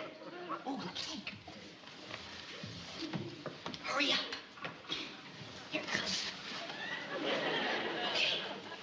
Nobody ever locks their doors. Shh.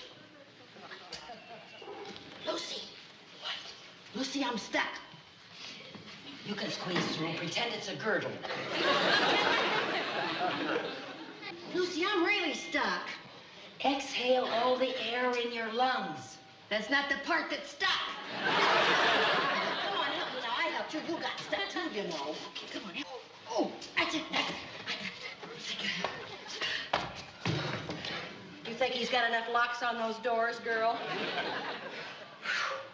Come on now. We just gotta find my cake. Okay. And I think it's in the pantry. Okay. Come on.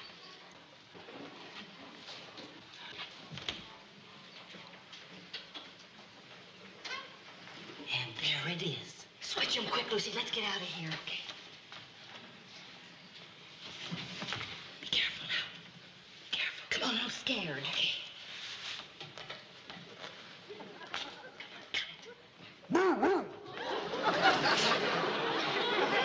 Nelson, it ain't the Beatles giving a concert. Oh, now, Nelson, there's nobody here in the living room. The kitchen? Well, I'll take a look.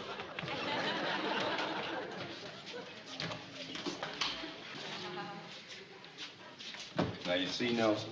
Oh, Nelson. Told you there was nobody here. Now, Nelson, look, sit. I want to talk to you. One more false alarm, and you are going to sleep in the doghouse. On second thought, I'll sleep in the doghouse.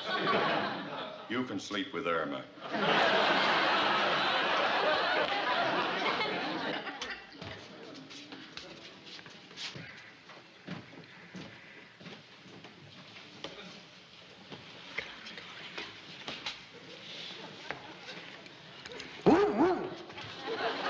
Hungry? All right, I'll get you a dog biscuit.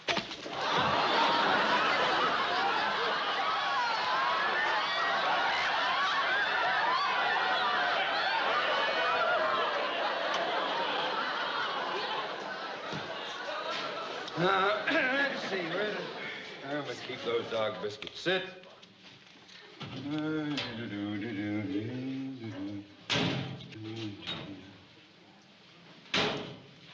I know there are dog biscuits around here. She gave me some for dinner tonight.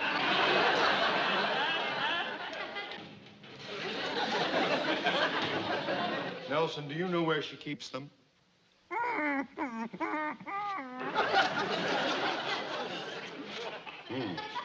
here they are. All right, there. Well, why did you bring me in here, you know why? What are you trying to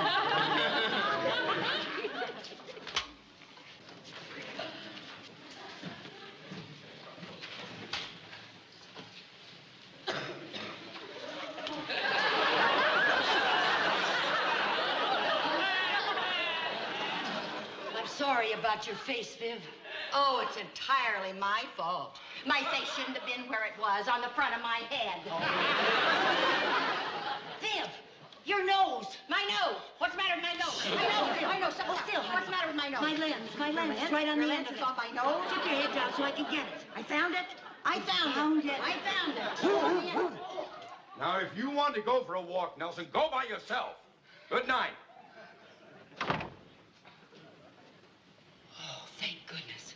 Now we can get this messy cake home, and Mr. Mooney will never know the difference, and I've got my lens. Come on. Go on, I'll give you a push. Okay?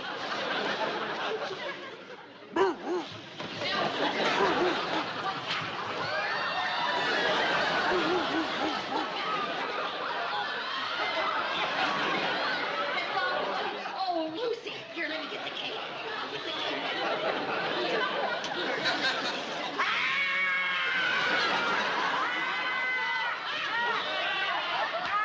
You frightened us. Well, I intended to. Would you two women kindly explain what you're doing? prowling around in my kitchen? Well, Mr. Mooney, you see, Lucy was going to ice this cake. Yes. I got to thinking that tomorrow, being Irma's birthday and Nelson's birthday, I decided that probably Irma would be getting all the attention, and that Nelson would feel very rejected. Yes. So we baked him his own special cake. Yeah. Yes, and he sure seems to be enjoying it.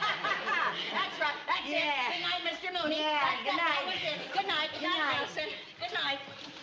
Now, look, Nelson, are you all right? Yeah? I'm stuck. Give me a push. Okay.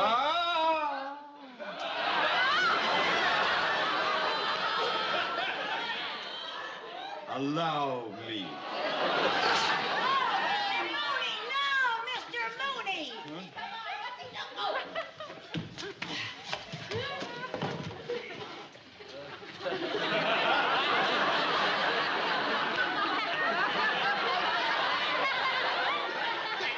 Happy birthday, Nelson.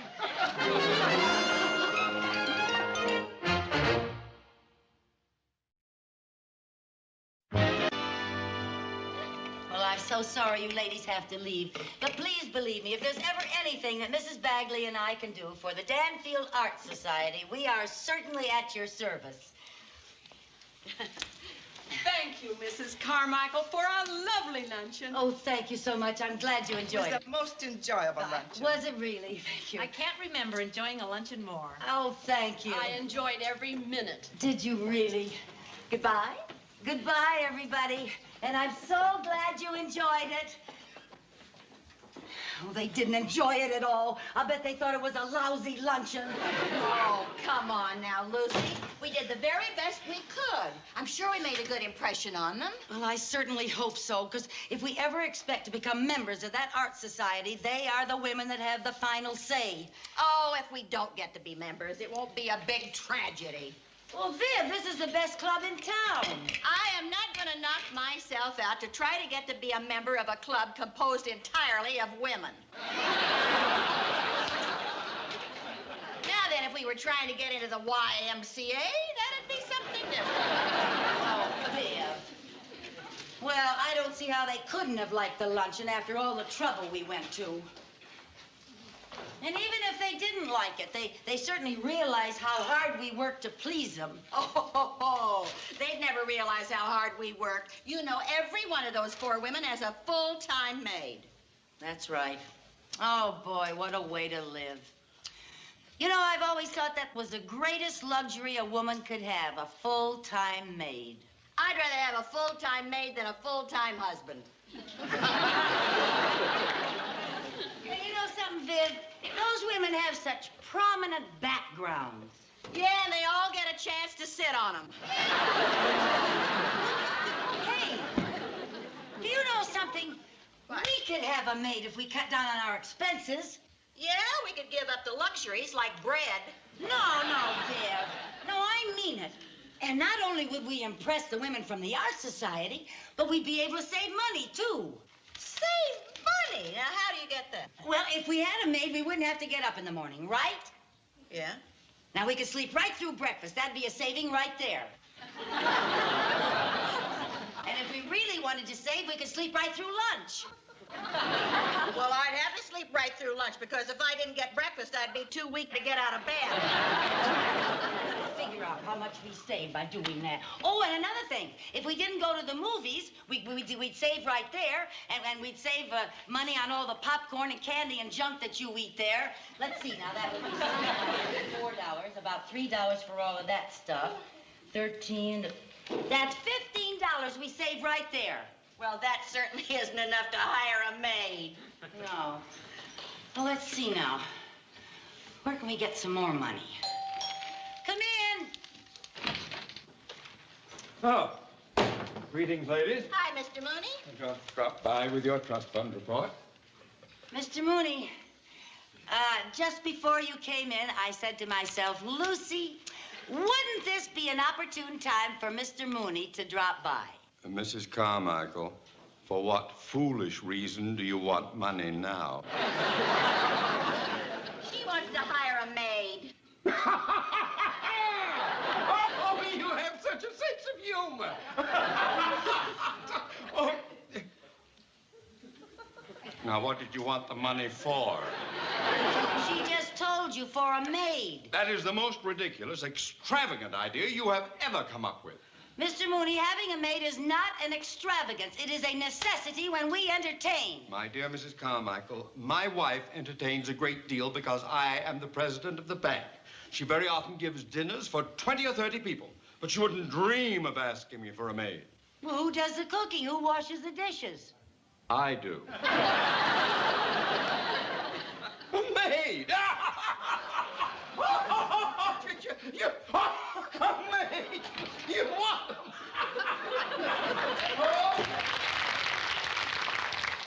Well, goodbye, Mr. Mooney. Goodbye, maid. Goodbye, Art Society. Oh, no, I'm not giving up that easily. We've got a $15 start.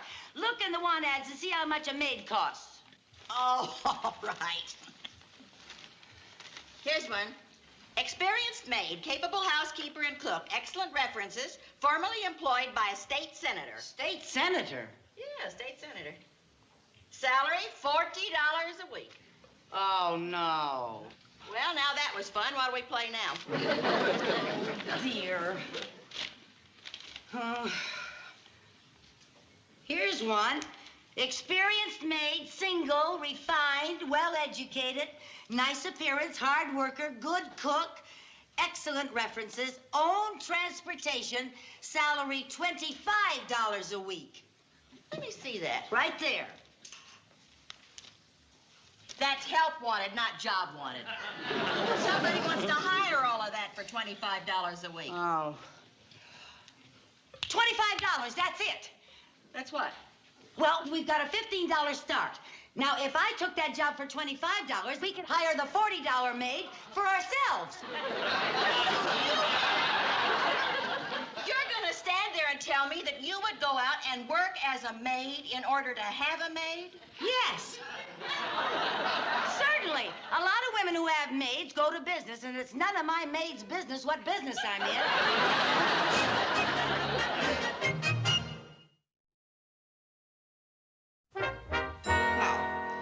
Your background. Have you ever been employed by prominent, well-known people? Oh, yes, ma'am. My last employer was Miss Bagley, Vivian Bagley. Vivian Bagley? The Vivian Bagley. I never heard of such a name. I assume she's to be found in the social register? Well, I know she signed up, but I don't think she'll get her Social Security until she's 62. I'm referring to her cultural background. Oh, well, I think you'll be able to tell by her letter of recommendation how cultured she is. No, you may read it. Oh, yes, ma'am. To whom it may concern. Dear whom? Dear what? No, whom? What would be incorrect? Yes, ma'am. I hereby certify that Miss Carmichael is an excellent maid. She is also a person of excellent character, besides being an excellent worker and an excellent cook. I am sure that the to whom that this letter may concern will enjoy her excellency. Yours truly, Vivian Bagley. Sounds commendable. Yeah, doesn't it? P.S. Miss Carmichael is not only a wonderful employee, but she is a joy to have around, with her ready smile and the ring of her girlish laughter. I'm sure that if the dustpan and the broom could speak, they too would say... That's enough. You can consider yourself employed. Oh, thank you, thank you. Stop dancing on my time. Yes, ma'am. Now, what did you say your name was? Well, my name is Lucille, but my friends call me Lucy. Oh, then I shall call you Hilda. Hilda? Yes. Hilda was with me for 12 years, and it's easier for you to get used to Hilda than for me to remember Lucille. Oh, yes, I understand. It's like they say, you can't teach an old... I love the name Hilda. I don't know why anybody ever called me Lucy anyway. Come over here, and I'll show you where we keep our maintenance supplies. Yes, I had Hilda before she left to get in enough for the week. Uh-oh. All that for 1 week? Yes. Now, down there is the wax for the silver polish, etc. Now, on here are jars of naphtha. Naphtha? For dry cleaning the drapes. Oh. And, oh dear, I don't know what she keeps in those bottles. Maybe it's plasma.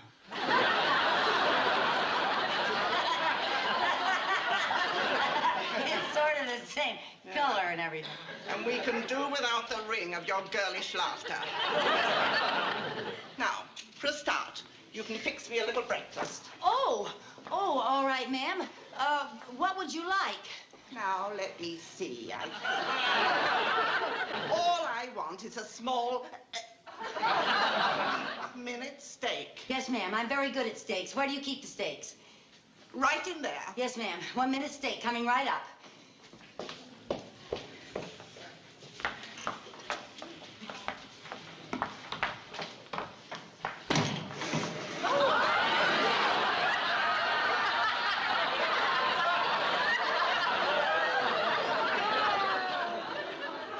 All right, Ferdinand, hop in. Oh, listen. Yeah? Take these out to the trash can for me, will you? Our detective stories? I don't want a maid who worked for a senator to know that we just read Mickey Spillane. Now, I brought the kids' encyclopedias down here, and I thought it would be nice if we left one open on the table. Oh, Viv, here she is. Viv. Huh? Viv, she's here. Put that away. Put this away, too. Throw it in there. Viv, do I look all right? Oh, you look fine. Are you sure? Yes. Straighten that table. Just a minute there. That's gonna keep it. I have an appointment for an interview. Yes, won't you come in, please?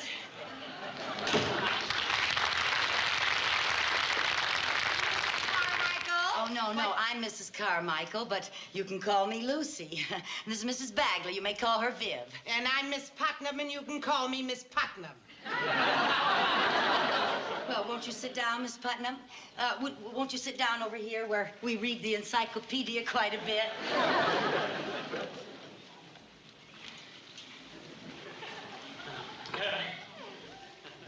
Oh, well, can we get on with the interview? Oh, well, now that I've seen you, Miss Putnam, I don't really think an interview is necessary. I always insist on an interview. Oh, well, in that case... The first thing I'd like to know, is there a television set in the kitchen? Well, there can be. As soon as we carry it in from the living room. Color? Well, it's sort of a light beige walnut. I don't think the children will mind watching it out there, do you? Children? Yes, 2 boys and a girl, but they're in school most of the day. As a matter of fact, the boys are in school after school. That's right. The girl is no trouble at all. You know how neat and orderly girls are. I know they name hurricanes after them. Well, now, believe me, Miss Putnam, our children will be no problem. When they get through playing with their toys, those toys are put away. And when they take off their clothes, those clothes are hung up. How do you manage that? I pick up after them. Well, a family of 5 sounds like an awful lot of cooking. Well, Viv and I won't be eating breakfast. Oh, no, I'll say we won't. And all the kids have is a little bowl of cereal and a small glass of milk. How about lunch? Oh, the kids get their lunch at school. I meant my lunch. Oh, well, I'll be glad to fix it for you. We always have something in the refrigerator. Leftovers? No, you can have beforehands. Beforehands? Yeah. Whatever we're going to have for dinner, you can have first crack at for lunch. Oh, well, that's fine. I'll be here tomorrow about lunchtime. Lunchtime? Yes, by the time I pack and take care of my business at the bank and keep my beauty shop appointment, it'll be about noon. Oh, well, noon will be fine. Miss Putnam, I can't tell you how happy I am to be getting someone like you. I know.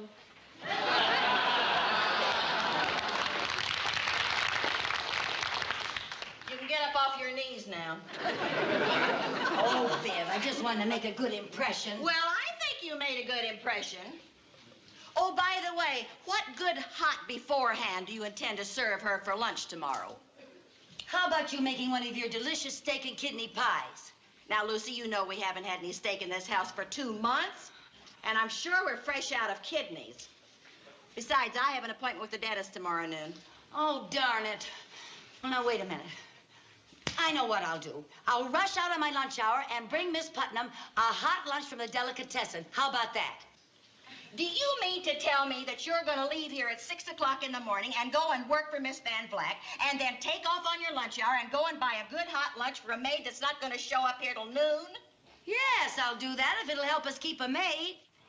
Well, I'll tell you what you do. Be smart enough to get enough food for 2 so you can eat with her. Eat with Miss Putnam? Yes. Oh, I wouldn't be able to do that. Why not? Oh, I don't think she'd let me.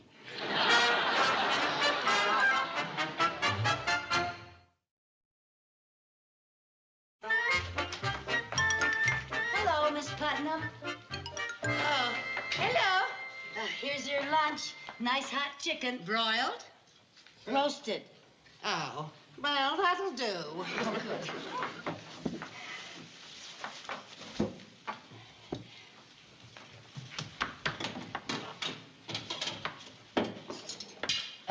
Did I get any calls? Yes, there were a few, but every time I said, I'm Mrs. Carmichael's maid, they said, sorry, wrong number, and hung up. Oh. Pardon me, Miss Putnam. I'm so sorry. Excuse me. Excuse me. Miss Putnam. Yes? Your lunch is served. Would you keep it warm till I finish the dress? Oh, well, I'll be glad to finish it for you. It's a shame to let this get cold. Oh, thank you. There we are.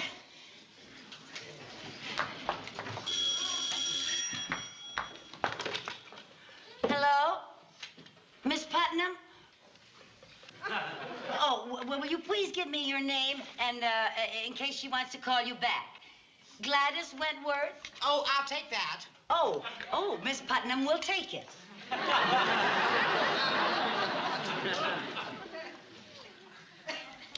Hello, Gladys? Huh? Oh, that's the lady I work for. Good morning. Viv, what are you doing here? I live here, remember? What about your dentist appointment? Oh, I canceled that. I decided to just enjoy myself. What? It's gone down 3 points? Oh, my broker. I'll take it in the living room. That's private. Hey, Viv, I'm awful glad that you're well rested. Why? Well, because you've got to help me tonight. Help you? Yes, Mrs. Van Vleck is having a dinner party, and I'm too exhausted to handle it myself. Why don't you take Princess Grace with you? And have her find out that I'm working as a maid? I should say not. Now, you've got to help me. I don't got to do anything. You're the one who wanted the maid. But you're the one that's been enjoying her. Lucille, you made your bed. Now you'll just have to lie in it. Now, listen, it's a king-size bed, and you're going to get in there with me. Now, come on, Viv. Now, come on. You've got to help. All right. How you coming with the antipasto, Viv? It's almost ready. Ooh, your consomme is great. I'll never forget you for this. I'll never forget you for this either, girl. Oh, now, Viv, I never would have been able to prepare all this stuff that Mrs. Van Vleck wanted if you hadn't helped me. Antipasto, shish kebab. Hey, do you know something? We've got practically an international dinner here. Where did you ever learn so much about cooking? I was married to a glutton. Hilda! Oh, I'm sorry. I still keep thinking I'm Lucy. This is my friend, Mrs. Van Vleck, who was helping me. Oh, that's very nice of you. Now, is everything about ready? Yes, ma'am. Oh, good, because my guests have already arrived. Oh. And I do so want this dinner to be a success. You know, these are the ladies from the Danfield Arts Society. Yes, ma'am.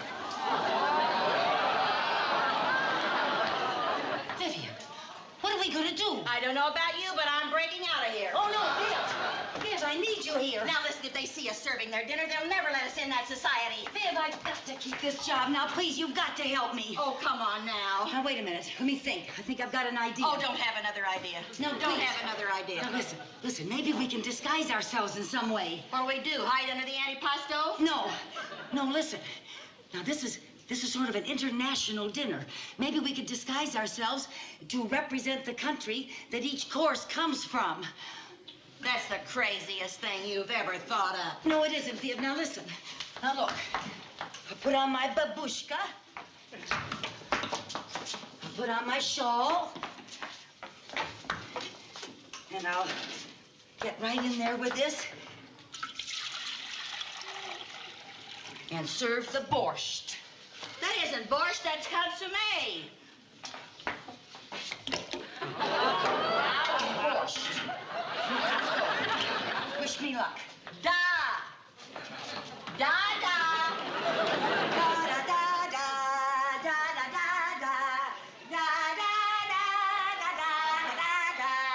Da, da, da, da, da, da, da, da. La, la, la, la, la, la. How did it go? I'm not sure. How did it go? Hilda! Ah, what? Oh, I'm sorry. What's the meaning of this? Well, you see, Mrs. Van Black, you are entertaining the Art Society, and everyone knows that art is international. Well, what's that got to do with it? Well, we thought we'd sort of give the whole dinner an international flavor. Yes, we thought if we created the atmosphere of each country, it would be more interesting, you know? Oh, how clever. Oh, what a very clever idea. I'm glad you like it. Oh, Hilda, you forgot to bring in the bread. Oh, the bread. Yes, ma'am. In a minute, ma'am. French bread. French bread. French bread. French. French. All right, now listen. Yeah? Give me that black pillow back there. The black pillow? Yeah. And give me a pair of scissors. A pair of toot sweet. And listen, what is the next course? Let's see. Antipasto. Antipasto. All right, you get an Italian chef's outfit on. Where am I going to get an Italian chef's outfit? Right in there. There's all kinds of uniforms in that closet in there. How will I disguise my face? Here. Make yourself a mustache. Right here. Come on, hurry up. Oh, now, where's that girl with the bread?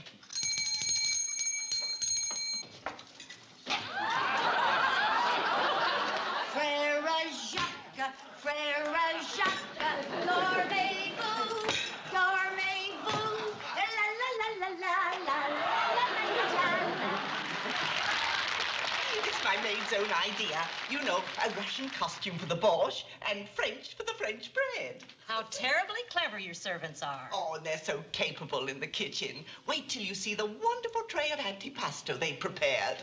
Oh, salami, oh, salami, oh, the food is here, oh, pasta fazoula, oh, so, what's the matter with you, lady?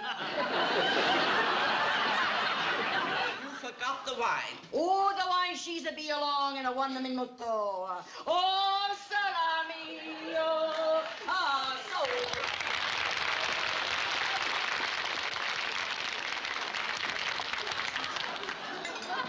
In a little Spanish town, 'twas on a night like this. La da dee da da da da da da da da da da. I love a buddy da da da da dee da da dee do. Da dee da da dee da dee da da dee do. This is the most interesting way to serve a dinner. And I can't wait to see how they serve the shish kebab. You know,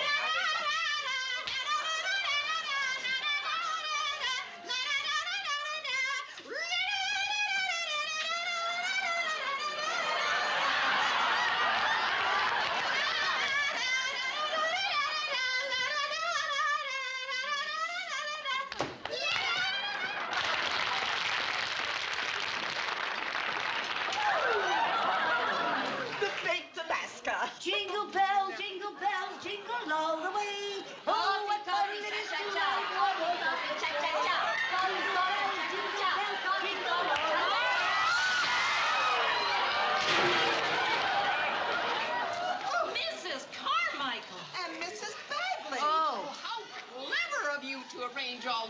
surprise our art group. Yes, wasn't it? I'm so glad we decided to have you for members. You mean we're members? You mean that we're members? We're You decided to have us members? Oh, What can we do to help? Ladies, relax.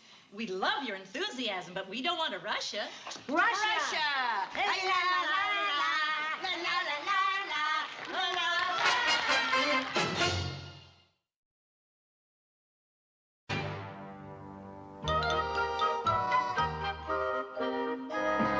Mom, Yeah. I was watching the man up on the telephone pole, and now I can't get my head back straight. I'm stuck like this forever. Oh. Well, it'll make it easier to gargle. Really, Mom? I'll spend the rest of my life like this. Uh-huh. There's a dime on the floor. You can have it if you can find it. Where? Hey, your neck got better. Oh, wish I didn't have such a tricky mother.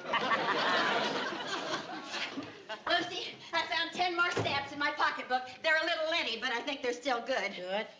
Now, do we have enough books to get to Hawaii?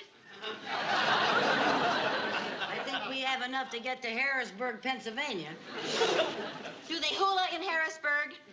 Only if nobody's looking. Oh, dear. Do you think Mr. Mooney would loan us enough money to get to Hawaii? Oh, sure, if we went by surfboard. Oh, I'm just dying to get there. I'm doing fine in my hula lessons. Watch me now, Lucy. Every movement has some sort of a meaning. It really means something like that. Now, what does this one mean? It means you're not wearing a girdle.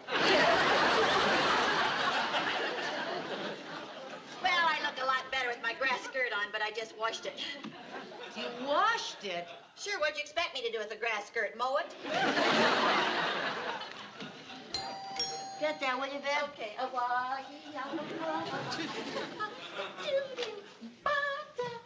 hi, Mr. Mooney. Mrs. Bagley, you look lovely today. And Mrs. Carmichael, you are your usual gorgeous self. Mr. Mooney, I never knew you drank. I was just drinking in your loveliness. Now, Mrs. Carmichael, unbelievable as it may sound, I need a favor from you. You need a favor from me? Oh, that's a switch. Yes, you see, we're having our house painted, and I was wondering if I could leave my greenback here. Well, now, you can leave all your greenbacks here.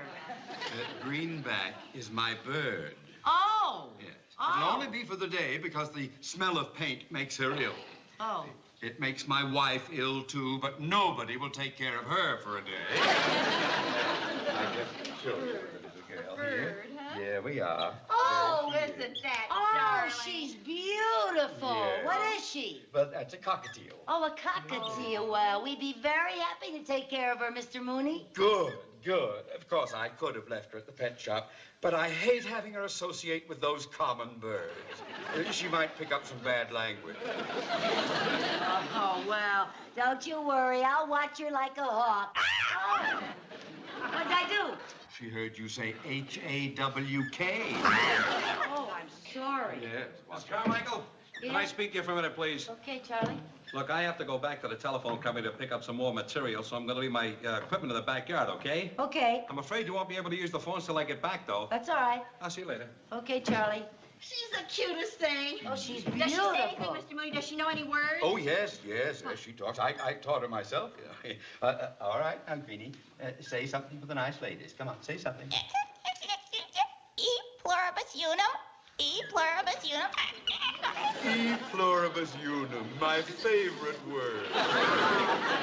Adorable. What do you feed her? Well, now, here are typewritten instructions covering everything that you ought to know. Uh-huh. Well, I'd better be going. Oh, she'd never forgive me if I didn't say goodbye. Come on, Greenie. Come on. There. Goodbye, Greenie Weenie. Bye, Popsy Wopsy. She calls me Popsy Wopsy. Now, you'll be a good little bird, won't you? Yes, you'll do whatever the nice ladies tell you to do, won't you? Yes, that's good. All right, now, don't be a naughty little birdie. Now, Foxy Wopsy, we'll see you this evening. You will behave yourself, won't you? Popsy, Wopsy.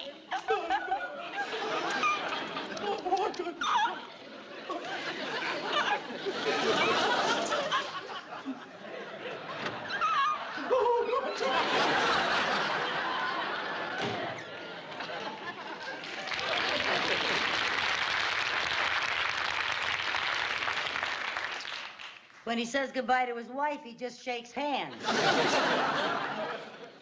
Weenie, weenie. Lucy, I can't understand you. Every time you ask Mr. Mooney for a favor, he turns you down, and he comes over here and asks you one favor, and you accept him right away. Well, I happen to be a very nice person. Oh? Yeah, besides, I got a sneaky little trick that might make Mr. Mooney raise my allowance. That's better.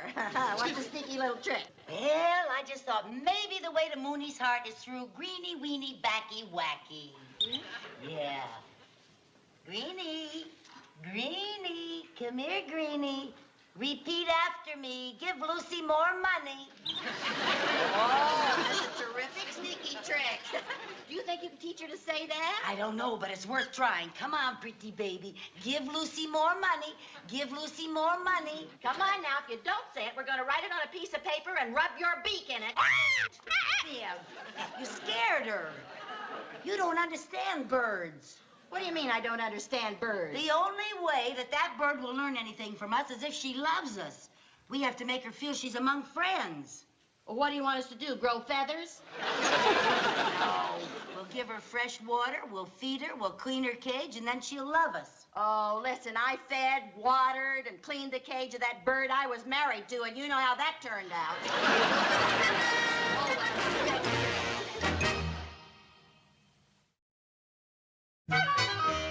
I got something else, Viv. I bet you Greenback's gonna love this little mirror.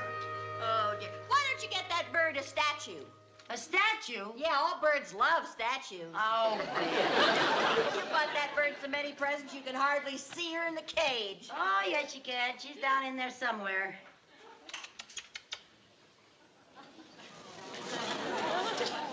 Viv, there's no bird in here.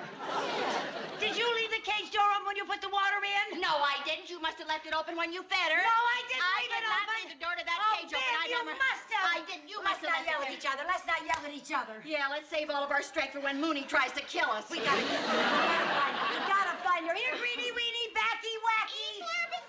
I heard her. No, that was me. That was me. I thought maybe she'd answer something that she knew. Oh, Lucy. Don't sit down, Viv. You might sit on her. Oh, don't say that. Well, she could be anywhere. Oh, Lucy. Maybe she flew under the sofa. Oh, how could she get? Maybe she's under the chair. She might be. Oh, hooray! Did you find her? No, but I found some more stamps. Oh. Listen, go out in the garage and get the flashlight. She may be under here, but it's so dark I can't tell. Okay.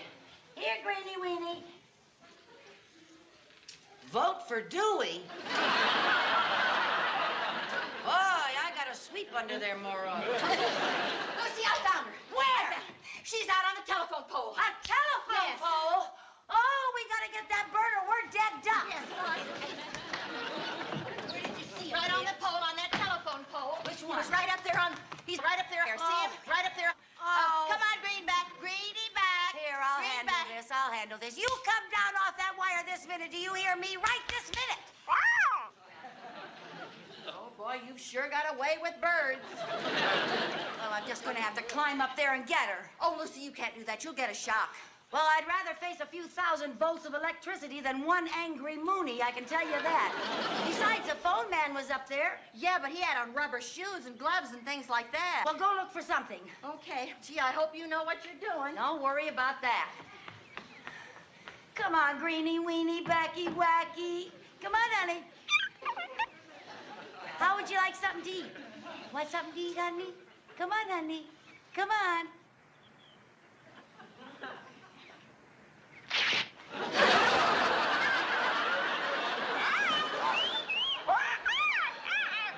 Never mind that.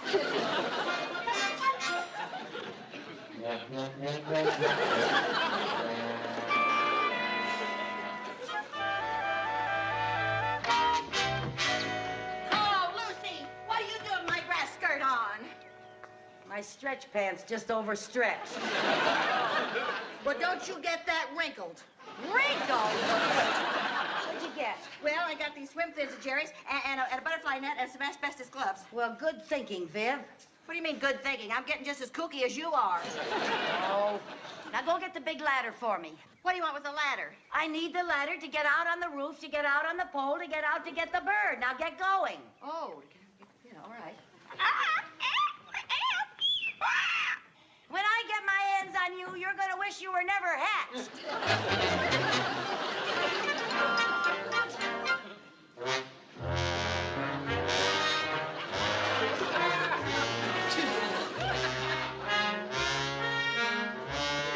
Okay, hand me the cage. Got it.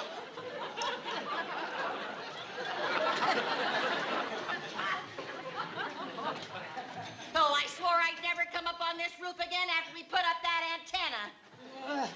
Never mind that now. Come on. Come on now, Lucy. Hurry up! Hurry up! Have you ever tried to hurry up a ladder and swim fins in a grass skirt?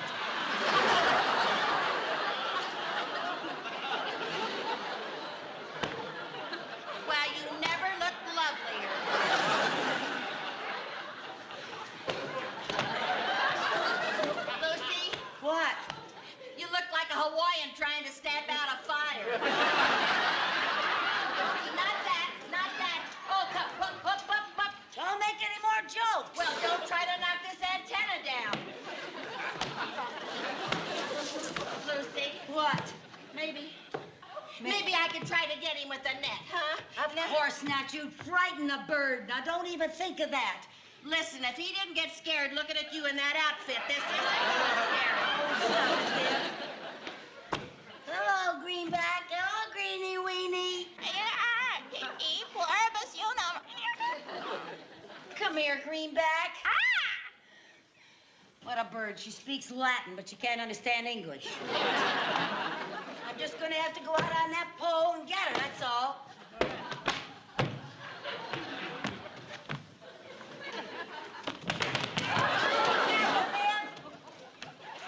If I wanted to be careful, I never would have moved in with you.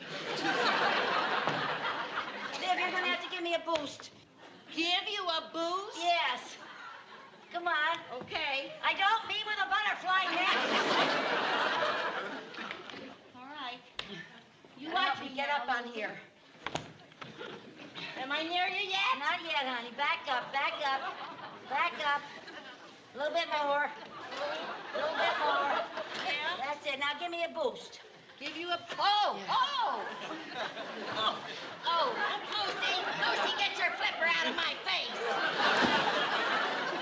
I'll try again. Ready? Yeah, go. Go? Yeah. There, I got it. Okay. These flippers weren't made for climbing. Lucy, don't look down. You might get dizzy. I mean, you might get dizzier than you are. You cut that out.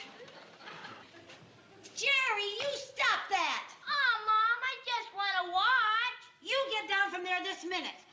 Yes, Mom. Sheesh. What was he doing? Oh, he was standing on top of the fence. I don't know why children do such dangerous, stupid things. Oh, brother. Come here, Greenback. Come here, Greenback. Ow! Ow!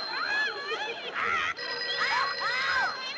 Lucy, answer the phone. It's scaring the bird. Well, it's not doing me any good either.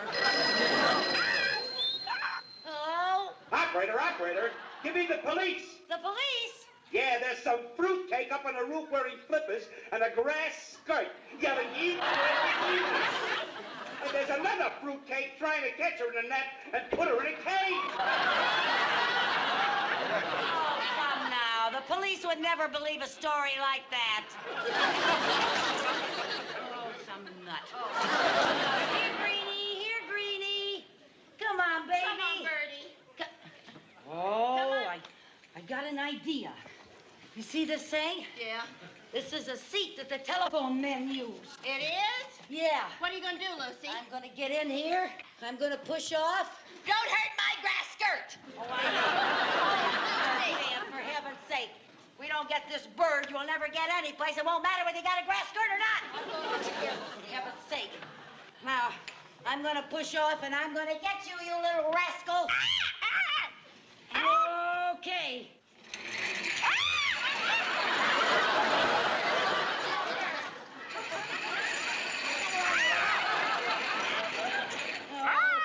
It's the only way to fly.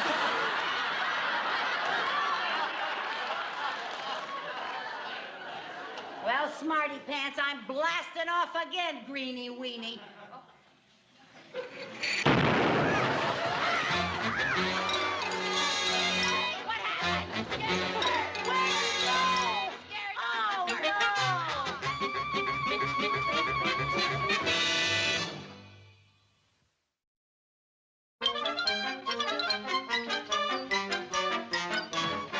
Oh, thank heaven you're here, Sam. What's the matter, Mr. Mooney? I need some tranquilizers for Greenback. She's had a frightening experience. Really? What happened? Well, foolishly, I left the poor little bird with the biggest bird brain in town. But she escaped and flew right home to her daddy. But she's a nervous wreck. Oh, I'm sorry to hear about that. You know, if these bird tranquilizers don't work, you may have to take her to see a psychiatrist. Yes, I probably will. A psychiatrist? For pets? Yeah, one just opened an office here last week. I got his card right here. Dr. Marshall Belson, pet psychiatrist, Ph.D. Ph.D.? Parrots, horses, and dogs. But I hear he's pretty good with cockatiels, too. These should fix her up. Put them on my account, will you? Sure, Mr. Mooney. Oh, Sam, I have a hunch that the woman who allowed Greenback to escape will come in here to buy another cockatiel. Now, if she does, phone me. I'll be right next door at the bank. Then you stall her till I get back. Yes, sir. Oh, how will I recognize her? Oh, you can't miss her. Her hair's dyed, and her brain isn't too long for this world either.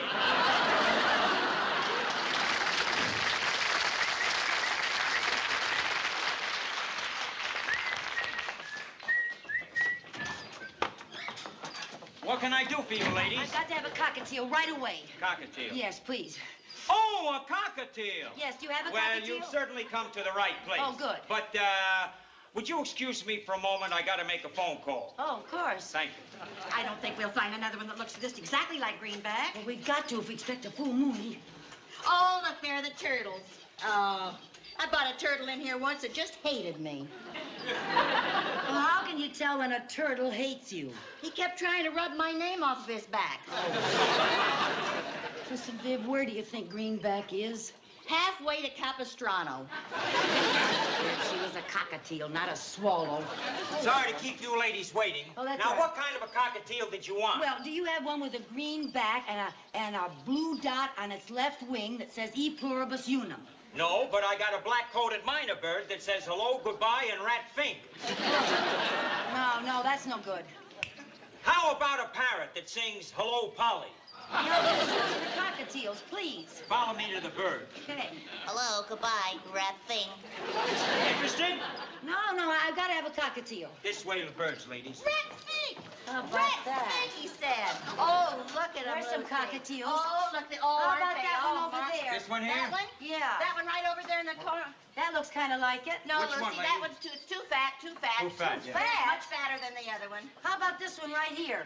Over there, How over there. about that one? near- Yeah, how on about the that end. one? Uh-huh. You want that one here? Oh, I don't know. No, his ears don't look the same. Cockatiels don't have ears. Well, he doesn't look the same where his ears are supposed to be. You know what I mean. Excuse me. How about that one back there, Viv? That looks, gee, they all look sort of alike. There's oh, one look at down that there cute that's little sort of the blur. same Isn't that a coloring. cute one? Yeah. Huh? Hey, how about that one? We're sitting up there with that little Yeah, thing. get it for me, will you, Okay. Viv? Well, look at him. Come here, little bird. Come here, little cockatiel. Come here, little cockatiel. Ow! He bit my finger. Which one? That blue one. He must be a friend of that turtle I bought. I'll Did you get get it, one. Lucy? Okay. That one right up there? Yeah. Huh? It looks like it's got kind of the same. Oh, aren't they the cutest little things? Isn't that darling? Oh, cute job. Oh, he's got a white dot, though, instead of a blue one. Oh, well, I'll put some blue eyeshadow on it. Mr. Mooney, what a pleasant surprise. Oh, Mr. One of the little bells, please. Oh, ladies. Oh, but Mr. Mooney, what am I doing here? I mean, what are you doing here? Well, I was buying a homecoming gift for Greenback. What are you doing here? Well, we were buying a going-away gift for Greenback. Oh, yeah, that's good. A going-away present, yeah. Oh, so we just love that bird. Yeah, we just love him. Isn't that nice? To know Greenback is to love her. By the way, Greenback gets lonesome. Who's watching her now? Oh, we hired a babysitter. I mean, a bird sitter. Is something wrong with you? No, no. Why do you ask? Oh, you mean, well, whenever Viv hums, I can't help dancing. Mrs. Bagley isn't humming. Oh, I was just about to start humming. Yeah. To get more fun out of life, try dancing. Oh, thank you. Can't you stand still? Did you ever try to stand still with a bird in your blouse? Oh, by the way, Mrs. Carmichael. Yes? After work, I'll stop by your house and pick up Greenback. You will? Yes. Oh, well, we'll sure hate to lose her again. I mean, see her go. Oh, I know how you feel. I can hardly wait to see her again. Oh, me too. Well, goodbye, ladies. Goodbye. Oh, boy. Sir, we found the bird we want. Well, which one is it? Well, it's this one right here. I'll put it in the cage. Okay. That'll be $6. Thank you. Oh, boy. Oh, darn it, my purse. What happened? Fell in the fishbowl. Lady, look out! Well, my purse fell in the fishbowl. Those are piranha fish. So what? I'm not bothering them. They're man-eaters. What do you think, boy? Bye. Oh, you're lucky, lady. They'll devour anything. Oh, well, my money is in my purse. Oh, well, I'll get a hook and get it out. Excuse me. Oh, my. Pardon me. Oh. Ugh.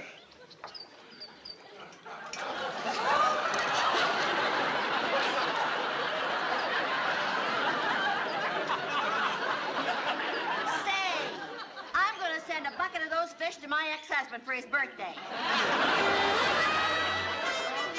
Come on now, come on. See, E pluribus unum. E pluribus unum. See her right there above the eagle? If she can't talk, how do you expect her to read? What are we gonna do? Mr. Mooney will know it's not his bird. Well, we could say that the bird fell off of her ladder, landed on its head, and has amnesia. Oh, Viv, that's the silliest thing I ever heard. Come in. Come in. Well, how's my little Greenback? She fell off her ladder, landed on her head, and got amnesia. That's the silliest thing I ever heard. That's what I told Viv.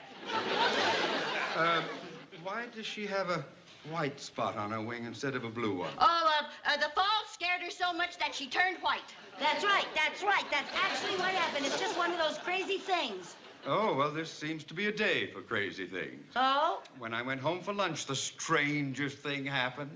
A bird flew through my window that looked exactly like Greenback. Really?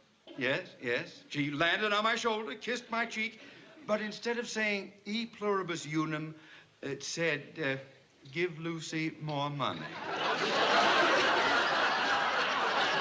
Well, what do you think of that? I think you are an irresponsible nitwit, and that bird is a cheap fake. It's not cheap. It cost me $6. Well, you take your bird, and I'll take my cage. Leaving my precious Greenback with you was like leaving General Custer with Sitting Bull.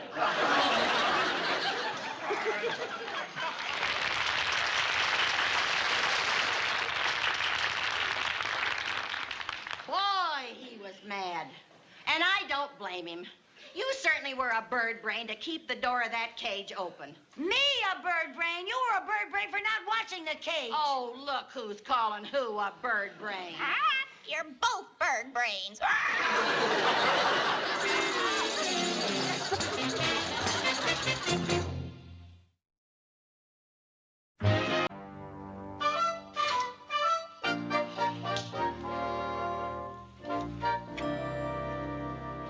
There's enough coffee left for about one more cup. You want it, Viv, or shall I throw it out?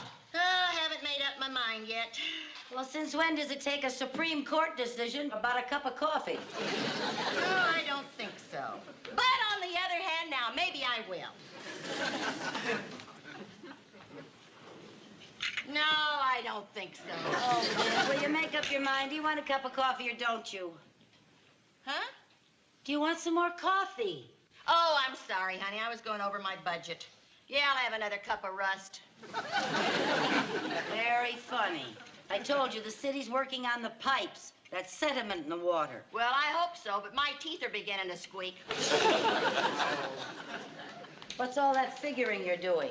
Oh, I'm just trying to make up my mind whether to buy a new coat or not. Well, if you can afford it, buy it. Well, it was either pay you the rent or buy a new coat, and thanks for making up my mind. Well, you can just forget it then and pay your rent. Oh, okay. I guess I can wear that faded, shabby, ratty old coat for one more year. May I remind you that that faded, shabby, ratty old coat happens to be mine? Oh, I forgot that. You forgot that, yeah. Well, Gee, be careful what you throw down there now. You know how temperamental that disposal is. Lucy, why don't you call a plumber? Because I can't afford a plumber, that's why. Oh, it's stuck again. Oh, darn it. Give me the broom, will you? Oh, I still don't see why you don't call a plumber. That thing never works when you want it to. Oh. It just goes on and off like it had a mind of its own. Oh, don't worry. I'll fix it.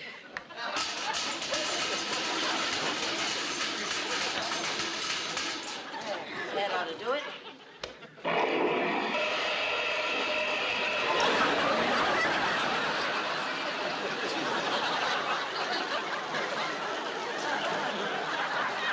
There goes Old Faithful.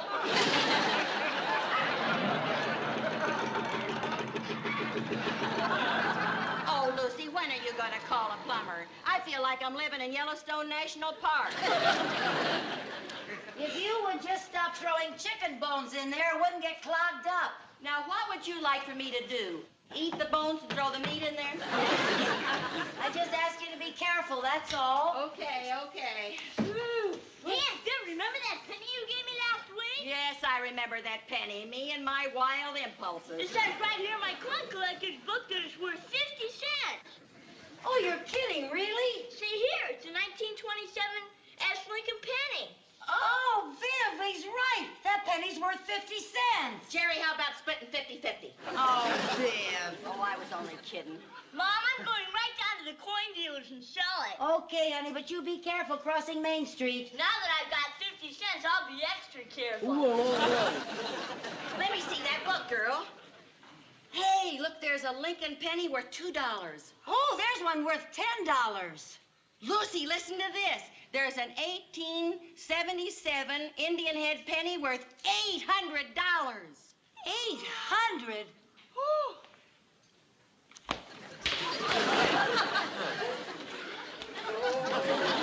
That's what I got here now. It's a penny. There's a penny. I don't have any penny. change at all.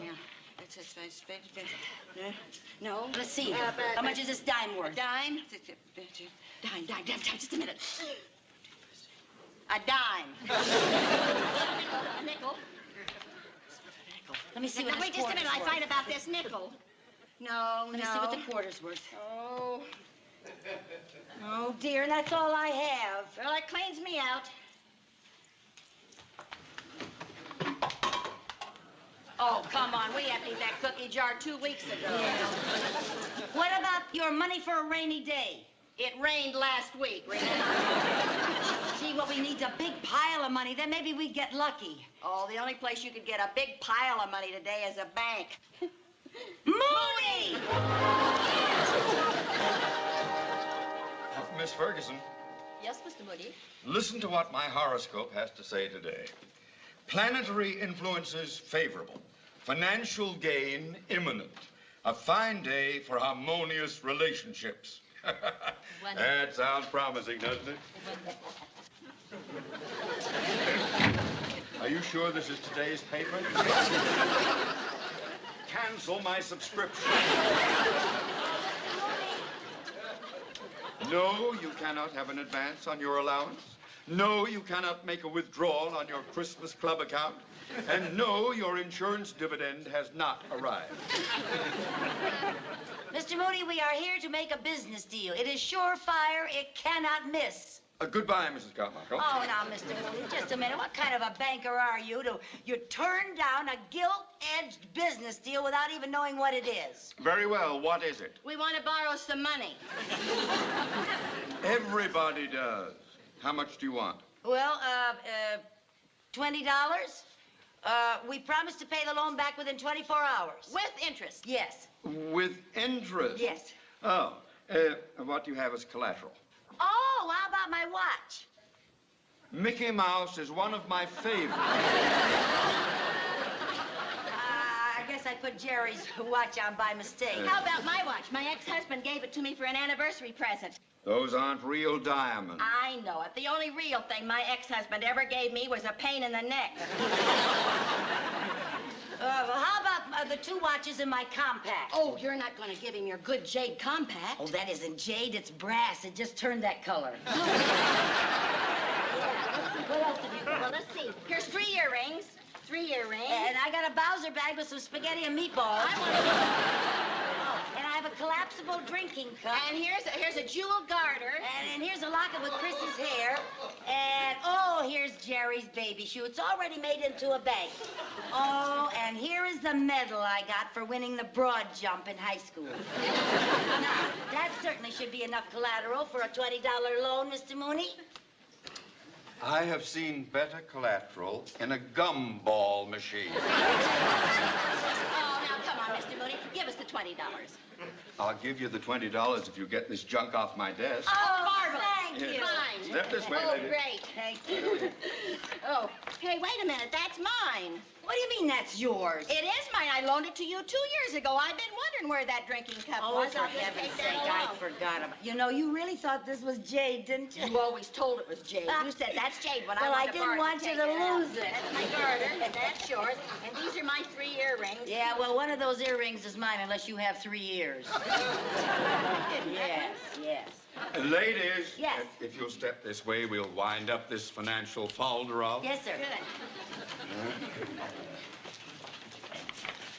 Bill, let me have $20. Here you are. All right. Carmichael, there's your money. Thank you very much. Goodbye. Thank you. Thank I'll you. sign for that.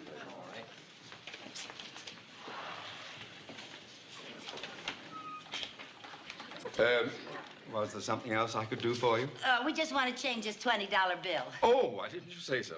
How do you want it? Ones, fives, 10? Pennies. Pennies. Yes. 2,000 pennies? Well, yeah, if that's what it comes to. If you're thinking of opening a bingo parlor at your house, may I point out that it's illegal? We are not thinking of opening a bingo parlor. Now, may we please have our pennies? Oh, yeah. Will you give me 2,000 pennies, please? Pennies? Yeah, 2,000 pennies. I hope you know what you're doing. Oh, we do, don't we, Viv? Oh, I should say we do. Here you are. Oh, thank you very much.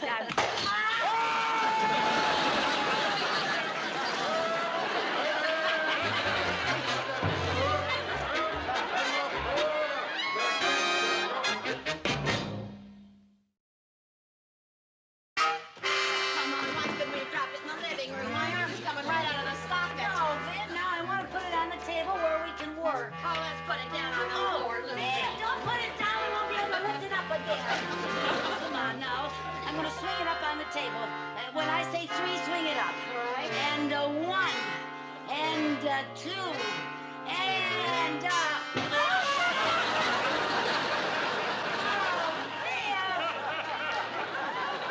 Why didn't you wait until I counted to 3? I thought I did wait. Well, you didn't. Look at this mess. 2,000 pennies all over the kitchen. Well, I'll clean them up, Lucy. Oh, for heaven's I'll clean them up. sake. Here, now let's see.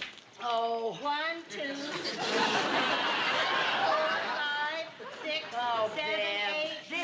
Viv, it'll take forever to do it that way. Well, I'll get a broom. Never and mind, sweep I 'em got off. a better idea. Get that bench out of the way. Okay.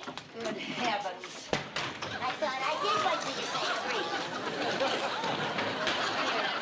Plug that in over there.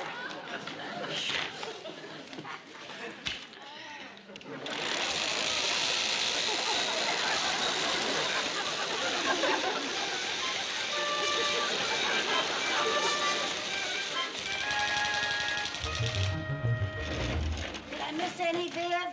No, sir. When it comes to finding money, we're better than the FBI. Okay, you're gonna have to help me here. Hold on to this, it's so heavy. Okay. I'll pull it out up here, and then we gotta take it off. Oh. Can you Got get, it? Got it? Can you get the bottom? Uh-huh.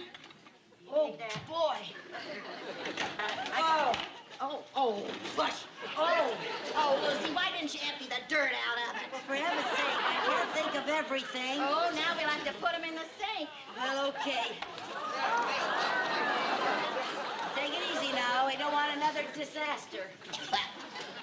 Now, when I count to three, we'll... No. Never mind. Simply...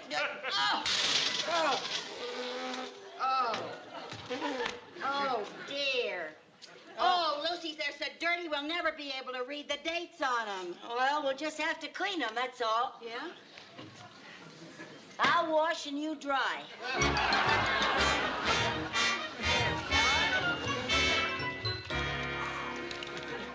Nice, clean money. There we are.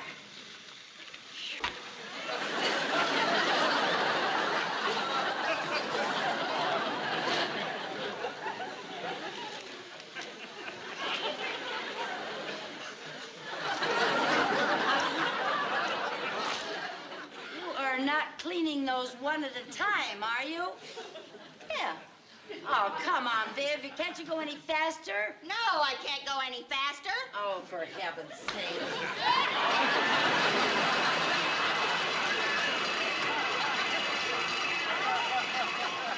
Well, there goes Old Faithful again. Well, don't just stand there. Do something. Well, how about my singing a couple of choruses of pennies from heaven? Pour 3 coins in a fountain.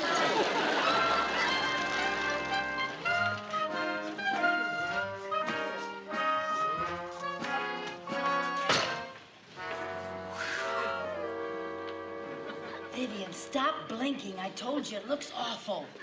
Can't help it. I got all kinds of spots in front of my eyes. They all look like pennies. I looked at just as many pennies as you did, and I'm not blinking.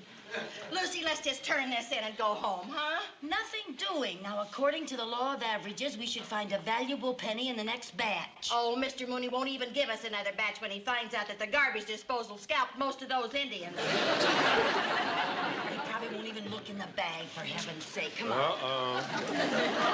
The cash and carry girl. Mr. Mooney, here's the $20 that we borrowed. We are returning it. Well, that's the best news I've heard since my wife had laryngitis. We kept our word, didn't we? Yes. Yeah, are you proud of it? Oh, yes, yes. That's the way to keep your standing in the bank. And our credit is still good? Oh, yes. Yeah, well, fine. Now we'd like to borrow $50. $50? What do you have as collateral? Oh, no. Oh, no.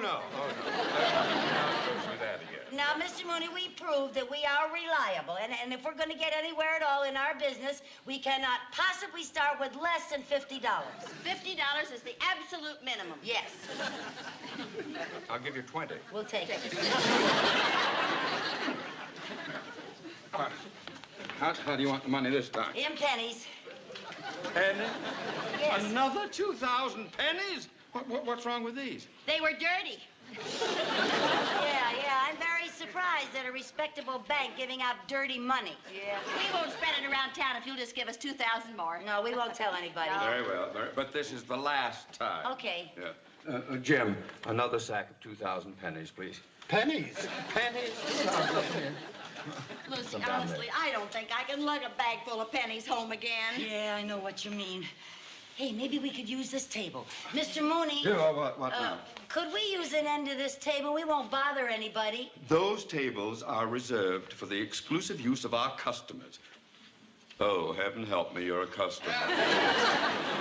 Look, would you tell me why you want this $20 in pennies? Why not dimes, quarters, halves? I can't afford it. Well, you ask a stupid question, you get a stupid answer. You want Mr. Mooney? Oh, fine. Oh, thank you. Ah, don't you touch that. I remember the last time. I'll do it for you. Okay. Here we are.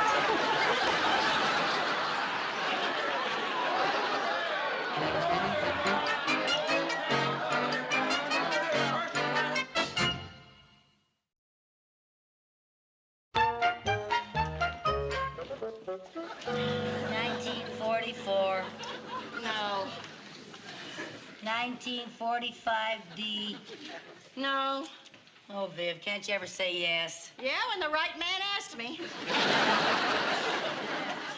1950. No. No. 1912S. No. Yes. 1940. Viv, did you say yes? Yes. Yes, yes, yes. Yes. Oh, that penny's worth $16.50. $16.50. We got one.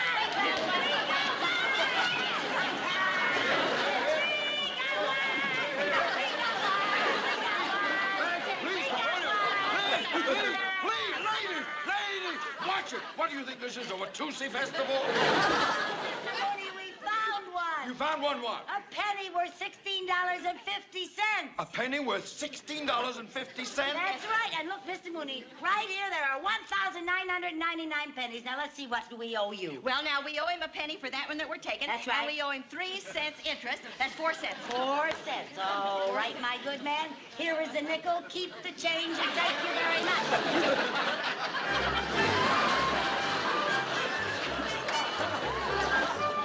Isn't it amazing?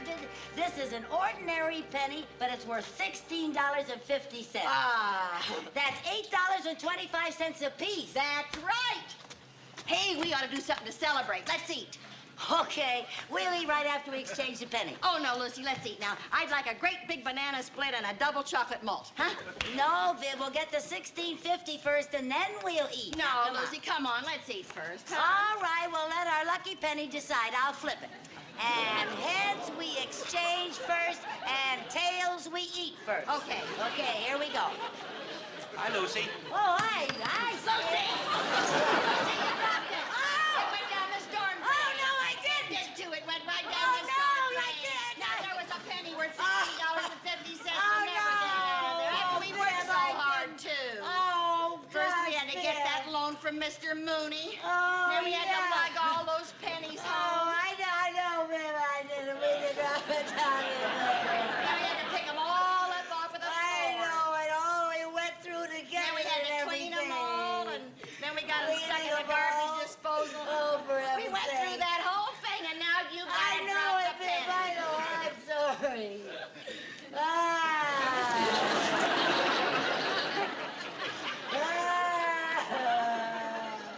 What's the matter, lady? I lost my penny.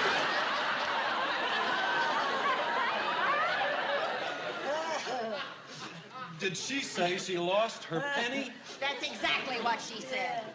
Well, that's the first time in my life I've ever seen a grown woman cry over a lost penny. Stick around, you're going to see 2 of us bawl, because half of that penny was mine. Lady. What? If you stop crying, I'll give you a dime. I lost the dime. Now, you see what happened? I wanted to eat first. Now, if you'd have gone with me to eat first instead of flipping that penny up in the air. Lucy, I see it. Where? It's right down there. Where? Right down there by a gum wrapper. Now, you Oh, see, really? there's a silver gum wrapper, see? Where? There's a- Where? Right down there. See over there by that gum wrapper? Yeah. See right there? See the silver one? Oh, right yeah. by the red one down there. Yeah, I It's see right it. in between. Put your hand down Yeah, there I and see if see you it. can get it. I don't know if Can I you can reach reach it or not. Come on, try. Let me stretch your arm, huh? What do you think I am, a gorilla? Oh, come on, Lucy, try. Okay. All right, folks, come on, break it up. I don't know if I can reach it, Viv. Come on, break it up. If Move I on. can keep my Move on, eyes, everybody. if I can point to where it is, Okay, see? well, I can still see it, Viv. I just can't. Hey, you! I just can't reach it, You, that's all. down there. Somebody talk. Oh, no, it's you two again? Well, I lost my... Yeah, I know, lady. You lost your penny. Yes. Have you two been hitting the happy sauce? Officer, we have not been drinking.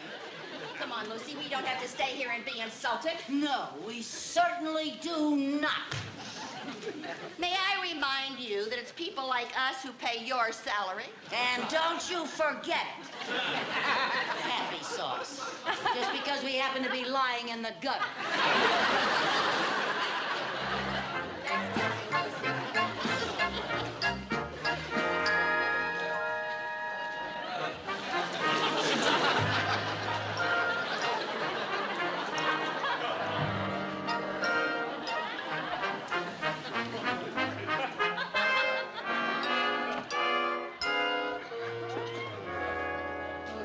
Idea. I just hope it works.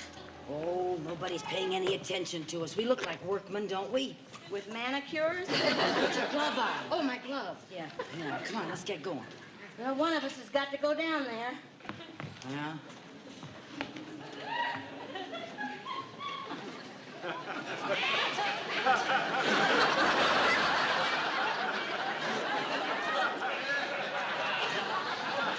Hey.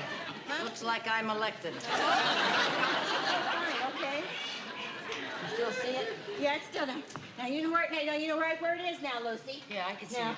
Hurry up now, because I'm getting nervous. You're nervous. I'm afraid I'm going to get the bends. Oh, okay, you ready? Yeah, will you hold on to me? Sure.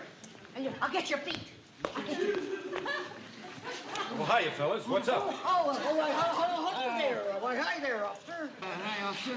Well, We're just fixing this place down here, just a usual checkup, you know. Oh, I see. Well, I hope you don't tie up traffic too long. Oh, no, it would take no longer than usual. Oh, we're anxious to get home to wife and kids. Oh. Okay, fellas. Oh, that was a close one. Get started again. Now, I'll get your feet. And I'll reel you out. All right. Right there. Can you see anything? No, it's too dark. What? It's dark in here. Oh, don't worry, honey. I'm out here. I can't see anything. Give me the flashlight. The flashlight? Yeah. Okay.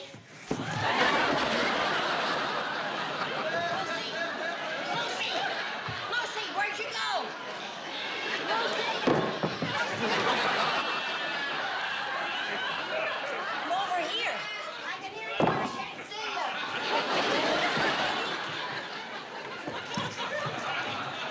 Viv, I got the penny, Viv. Viv? Viv? Viv? Oh, Viv! Viv!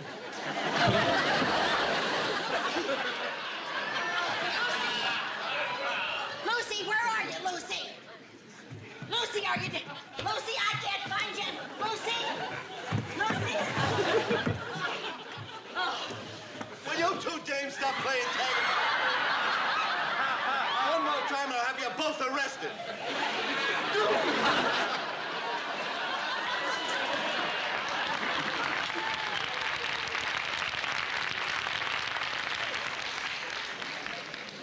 What are we going to do now? Don't worry, I got the penny. You got the penny? Yeah. Bring it over here. Let me hold it now, because you always drop it.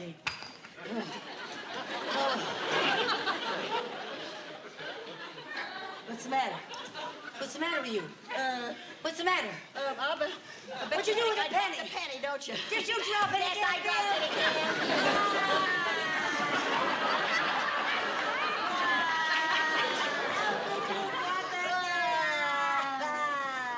What's the matter, fellas? I lost my penny.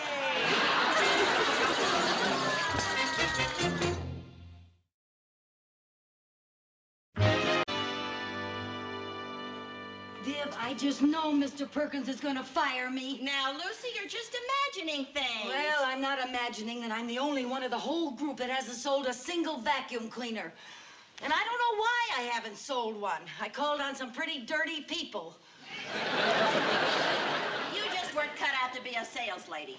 Well, I know I can do it, Viv. I'm beginning to get the hang of it. It just isn't fair to get fired without really having been given a chance. Oh, now, Good morning, Good ladies. morning. Good morning. Good morning. I've just finished checking over your sales reports. And I must say that as a group, Most of you ladies have done remarkably well during your first week of selling. But unfortunately, in every barrel, there's always one rotten apple. Now, this company has no room for failures. There should be no difficulty in selling our product. For without a doubt, it is the finest lightweight vacuum cleaner in the world. And we can all take pride in Handy Dandy, the vacuum cleaner. So just get out there and sell, sell, sell. Good day and good luck. Yes, sir. Good day. Mrs. Carmichael, I want to talk to you. I quit. Oh. Mrs. Carmichael, maybe it's just as well, because frankly, I don't think you were intended for a career in selling. But Mr. Perkins, I never really had a chance. You know, you gave me the worst territory in town. Oh, please, please, please. Maybe there's something wrong with your sales technique. Show me how you approach a customer. What? Well, pretend Mrs. Bagley's a customer and you're trying to make a sale. Oh, I couldn't sell her anything. Well, try. Well, all right. I'll try to sell it. You can stand over there. All right.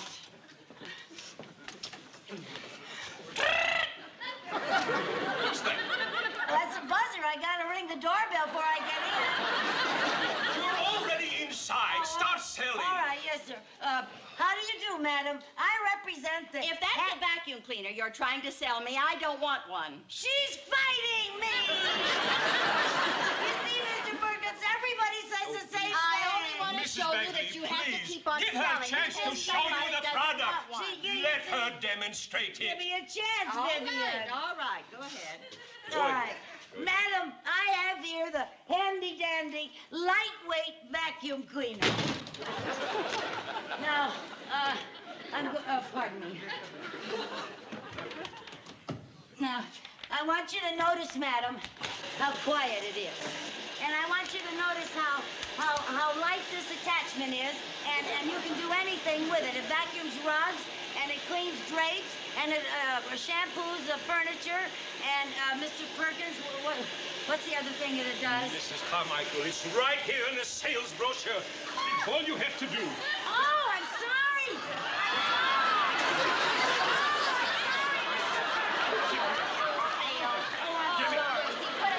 Never mind, I'll do it myself. I can read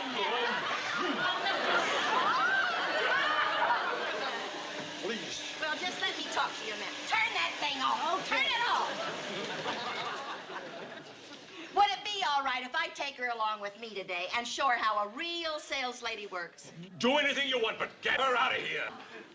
Oh, you'd better sell one or you're through. Yes, sir. Yes, sir. You heard what he said? Yes, I heard what he said. Now you're going to go right along with me and watch a real pro at work. With my help, maybe. Oh, you'll what do you get mean with your help? How many vacuum cleaners have you sold altogether? One. And if Mr. Perkins found out how you sold that one, you wouldn't be such a pro. Suppose I told him that last night when you were practicing your sales pitch on me, I was such a pushover, I bought it. I know where I can make a sale, too. Where?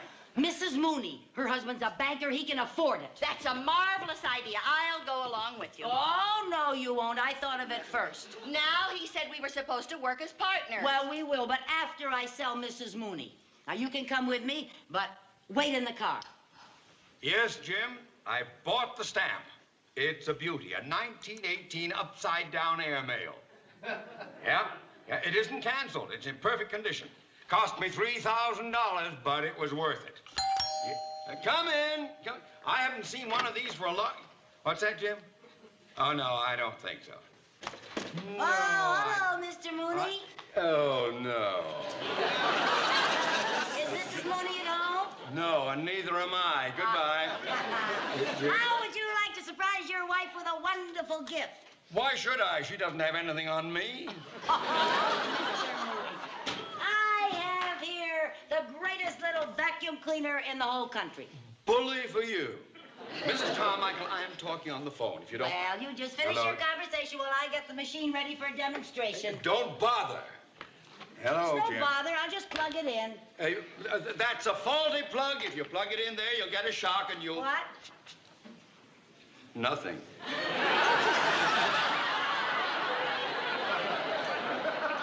Go ahead and plug it in. Never works when you want it to. Jim, I'd better call you back. There's been an interruption here. Yeah. Now, I want to show you a great... great feature of this machine, Mr. Mooney. Yeah, please, I'm talking on the phone. Well, you just keep right on talking. I want to show you how quietly this machine runs. Look, Jim, I'll tell you what Now, I'll you do. see? I'll you talk just to keep you right on later talking, Yeah. and you No. won't notice a single thing.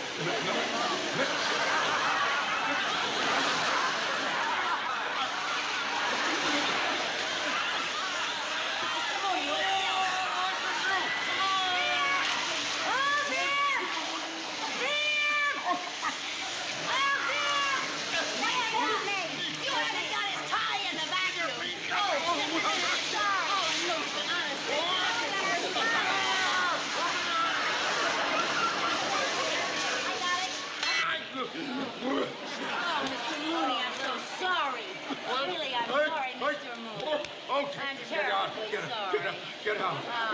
No, look. Another good feature of this vacuum cleaner, Miss. Get out! We Let get her out! go. Get out! But I haven't finished my sales talk yet. Get out! Well, Mr. Moore, you don't have to get so mad. I'm only trying to make a living. I have to live, don't I? Why? Get out of that thing! Take it out! Get out! Don't get... Come on!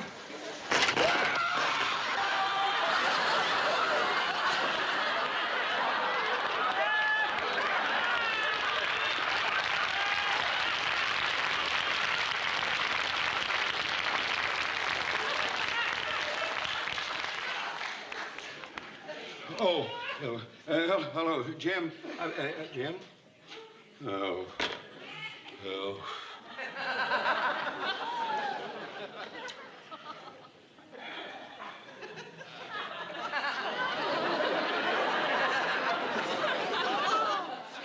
My stamp? My upside down, my $3,000 stamp. The vacuum cleaner!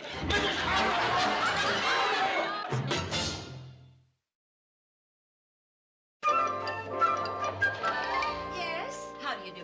Pardon me, madam. Our car broke down. Could we use your phone, please? Oh, certainly. I'll show you where the phone is in just a minute. I just want to turn off my oven.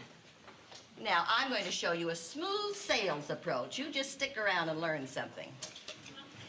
I'm so sorry. I just didn't want to burn my cake. That's perfectly all right. I'll bet you're a wonderful cook. Most beautiful women are. Thank you. If you'll follow me, I'll show you where the phone is. Thank you. Get your vacuum. Ladies, the phone is right in that. What's that? Are you selling vacuum cleaners? What makes you think that? Well, now, as a matter of fact, we are selling vacuum cleaners, Mrs. Mrs. White, and I don't need a vacuum cleaner. Oh, I can see you don't need a vacuum cleaner. I don't think I've ever seen a home quite as spotless and beautiful as yours is. And this rug, oh, my gracious, this rug must just sparkle when it's been vacuumed. But I just vacuumed it. I just vacuumed it this morning. Well, now, that just goes to show you how inadequate an ordinary vacuum cleaner is. Of course, if you had used our little handy-dandy vacuum cleaner, it wouldn't look this way. Oh, is there a difference? Oh, my good woman, just let me show you the difference. Now, my assistant will demonstrate.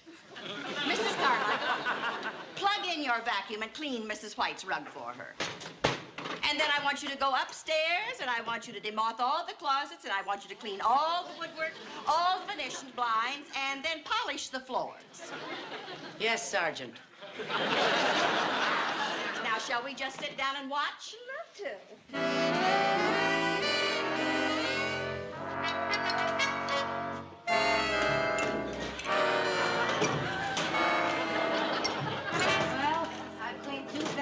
The kitchen, the den, and the bathroom. You want me to start on the garage now? Good girl. I'm proud of you. Thank you, Master. That's my ambition in life, to make you proud of me. Well, here we are. And nice, fresh batch of cookies. Oh, thank And now, Mrs. White, I'd like to show you how much dirt this little vacuum picked up. May I use this piece of paper? By all means. Thank you very much. We'll just, oh, for goodness sake. Oh, there we go. Now, Mrs. Carmichael, bring the dirt over here to me. Dump it.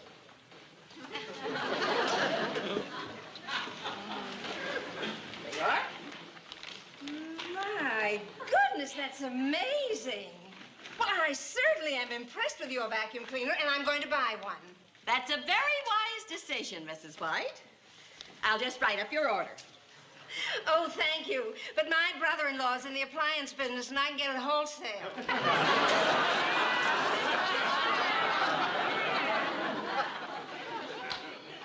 Don't put it away. Eat it. I'm sorry about not buying the vacuum from you girls, but you understand. Don't But my apologize, Mrs. White. Would you mind stepping out here with me? Why? I don't want to see any blood spilled on the rug I just cleaned. Good day, madam. Thanks for the demonstration. Oh, that's all right. And you forgot the dirt. You can keep it. It's on the house.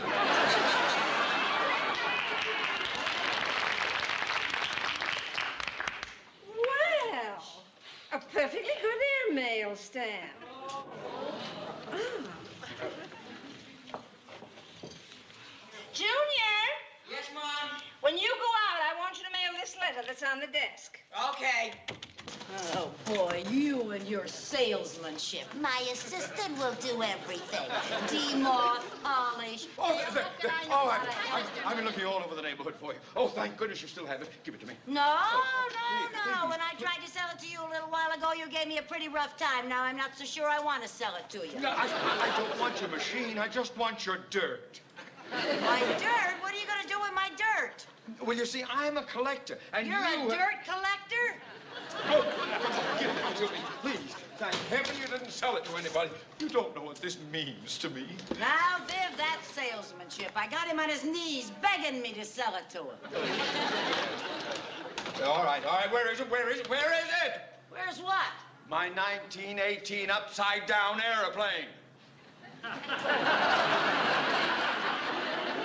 luck, I finally got a customer, and he's a fruitcake. You better go home, honey. Lie down. You need a rest. Look, let me explain. When you were at my home, I had an airmail stamp on my desk, and your vacuum picked it up, and I've got to get that airmail stamp back. Boy, he really is a tightwad. I'll give you the 8 cents. That stamp is worth $3,000. $3,000?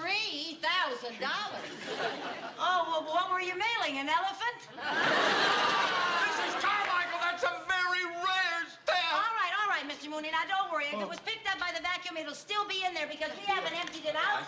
We did empty it out. Oh, it must be in that pile of dirt back at Mrs. White's house. Yes, it's at Mrs. White's house. Well, it better be there, because if it isn't, I'm going to have a stuffed redhead in my trophy room. How are you?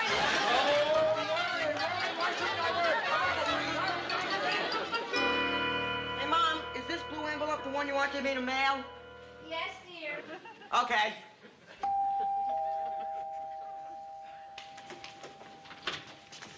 Sonny, is your mother home? Yeah, she's inside. Hey, Ma, there are a bunch of people out here to see you. Yes, what can I... Oh, it's you again. Madam, where do you keep your dirt? My what? Your dirt. The dirt we emptied out of the vacuum cleaner when we cleaned your house. I burned that in the incinerator. Oh, no! Oh, no! Did you really burn it? Are you sure? There was a stamp in there, and if you burned it... Stamp. Oh, no, I didn't burn the stamp. You didn't? No, I found it on the floor. And oh, thank goodness! Can I please have it? Well, you can if you can beat Junior to the mailbox. What? Well, I put a stamp on it, and he's mailing. We gotta beat the kid to the mailbox. Couldn't you sell something soft? I'm sorry.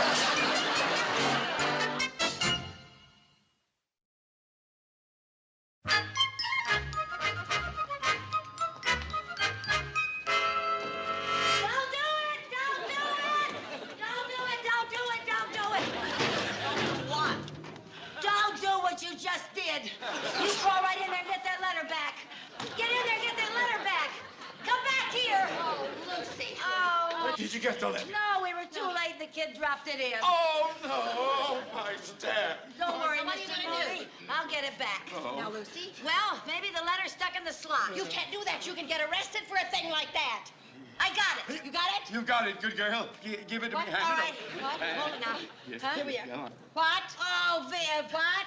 My arm is stuck. I can't get my arm out. Let me help you. I'll get it Be out. careful now. All right, just don't careful, Viv. Ow! Oh, fine thing. Now you made me drop the letter. I made it. My stamp has gone down in there. Never mind about the stamp, Mr. Mooney. What'll they say if they catch me with my arm in the mailbox? Oh. Well, you'll know in just a minute, because here comes a postman. Oh, don't let him see me like this, Viv. Get around here. Cover me up. Oh, all right.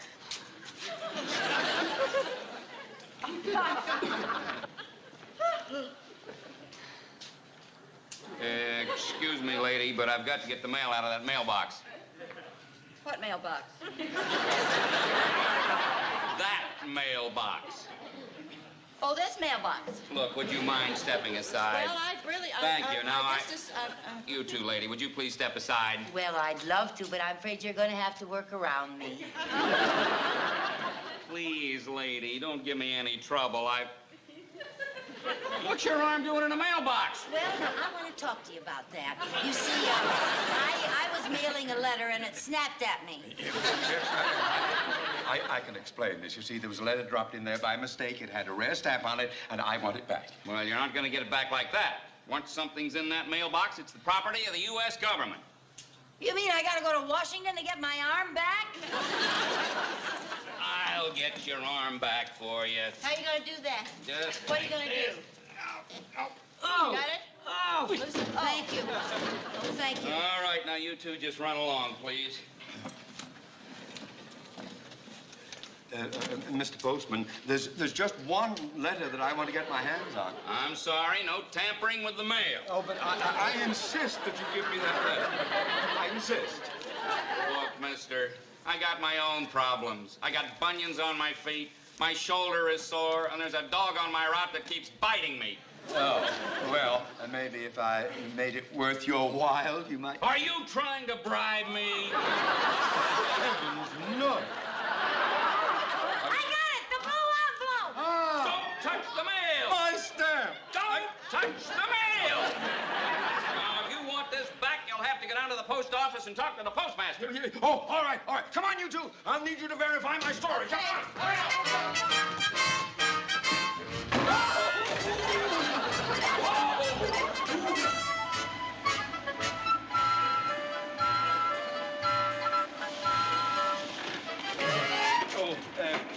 Are you the postmaster? Oh, yeah. Are you the man that we have to see to get a letter back? Yes, you see, we posted it by mistake. We want to get it back. Oh, well, then we'll have to fill out a form. I'll need some pertinent information. All right, what do you want to know? I need to know the name of the party to whom the letter was addressed, the state, city, and zip code numbers. I don't know. Didn't you write the letter? No. Did you write the letter? No. Then you wrote the letter. 3 strikes, you're out. Wait a minute, doesn't this letter belong to any one of you? Well, no, but I can explain the whole thing. You see, I was selling him a vacuum cleaner, and it made a lot of noise, so we went over to Mrs. White's, and her brother-in-law sells appliances. So then Mr. Mooney told us that he collects dirt, and he'd lost his upside-down airplane, and Mrs. White's son mailed it in a blue envelope, so you've just got to get it for us.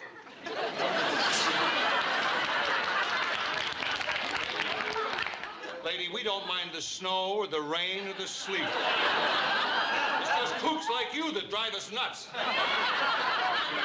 What she's really trying to say is that it's really Mrs. White's envelope, but the stamp belongs to him. Yes. That's right, and I've got to get it back. Yes. Now, if Mrs. White comes down and identifies her letter, we'll be only too happy to give it to her. Yeah, well, I'll go and get Mrs. White and bring her back here. Yeah. Where was it that she lived again? I'll go right with you. Yeah, we'll go with you. No. You wait here. You wait here. You look for that letter. You look for that letter and get that stamp before they cancel it. But how am I going to get it? Well, use your head. Oh, that'll never do it. Very nice thing to Look, say, you Mr. just Mooney. get that stamp back or it's going to cost you $3,000. Why should it No, cost me 3,000. $3,000?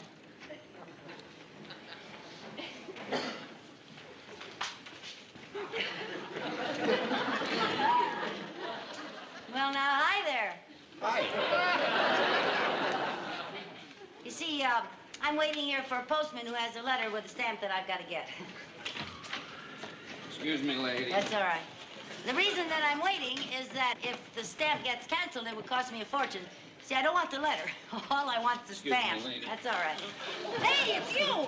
Where are the letters? Lady, let go of my car. Where are the letters? I dumped them over there. Hey, don't touch that mail, lady. But these are the letters that I have to look Out, at. lady. No, that's the postman that Out, lady. You don't understand. Don't That's touch the postman. those letters. But Out. that's the postman that has the letter that I have to get. You don't understand how I important said it is. out. But I've got to get that letter. Out. You don't understand. Out. I'm in $3,000 worth of trouble. I said out.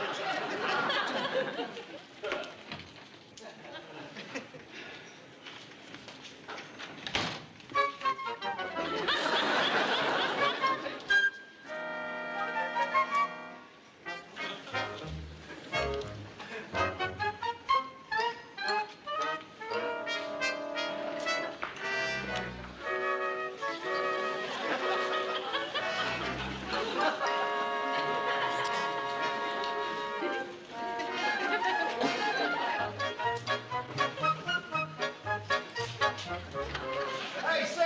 Yeah? Come in here, will you? All right.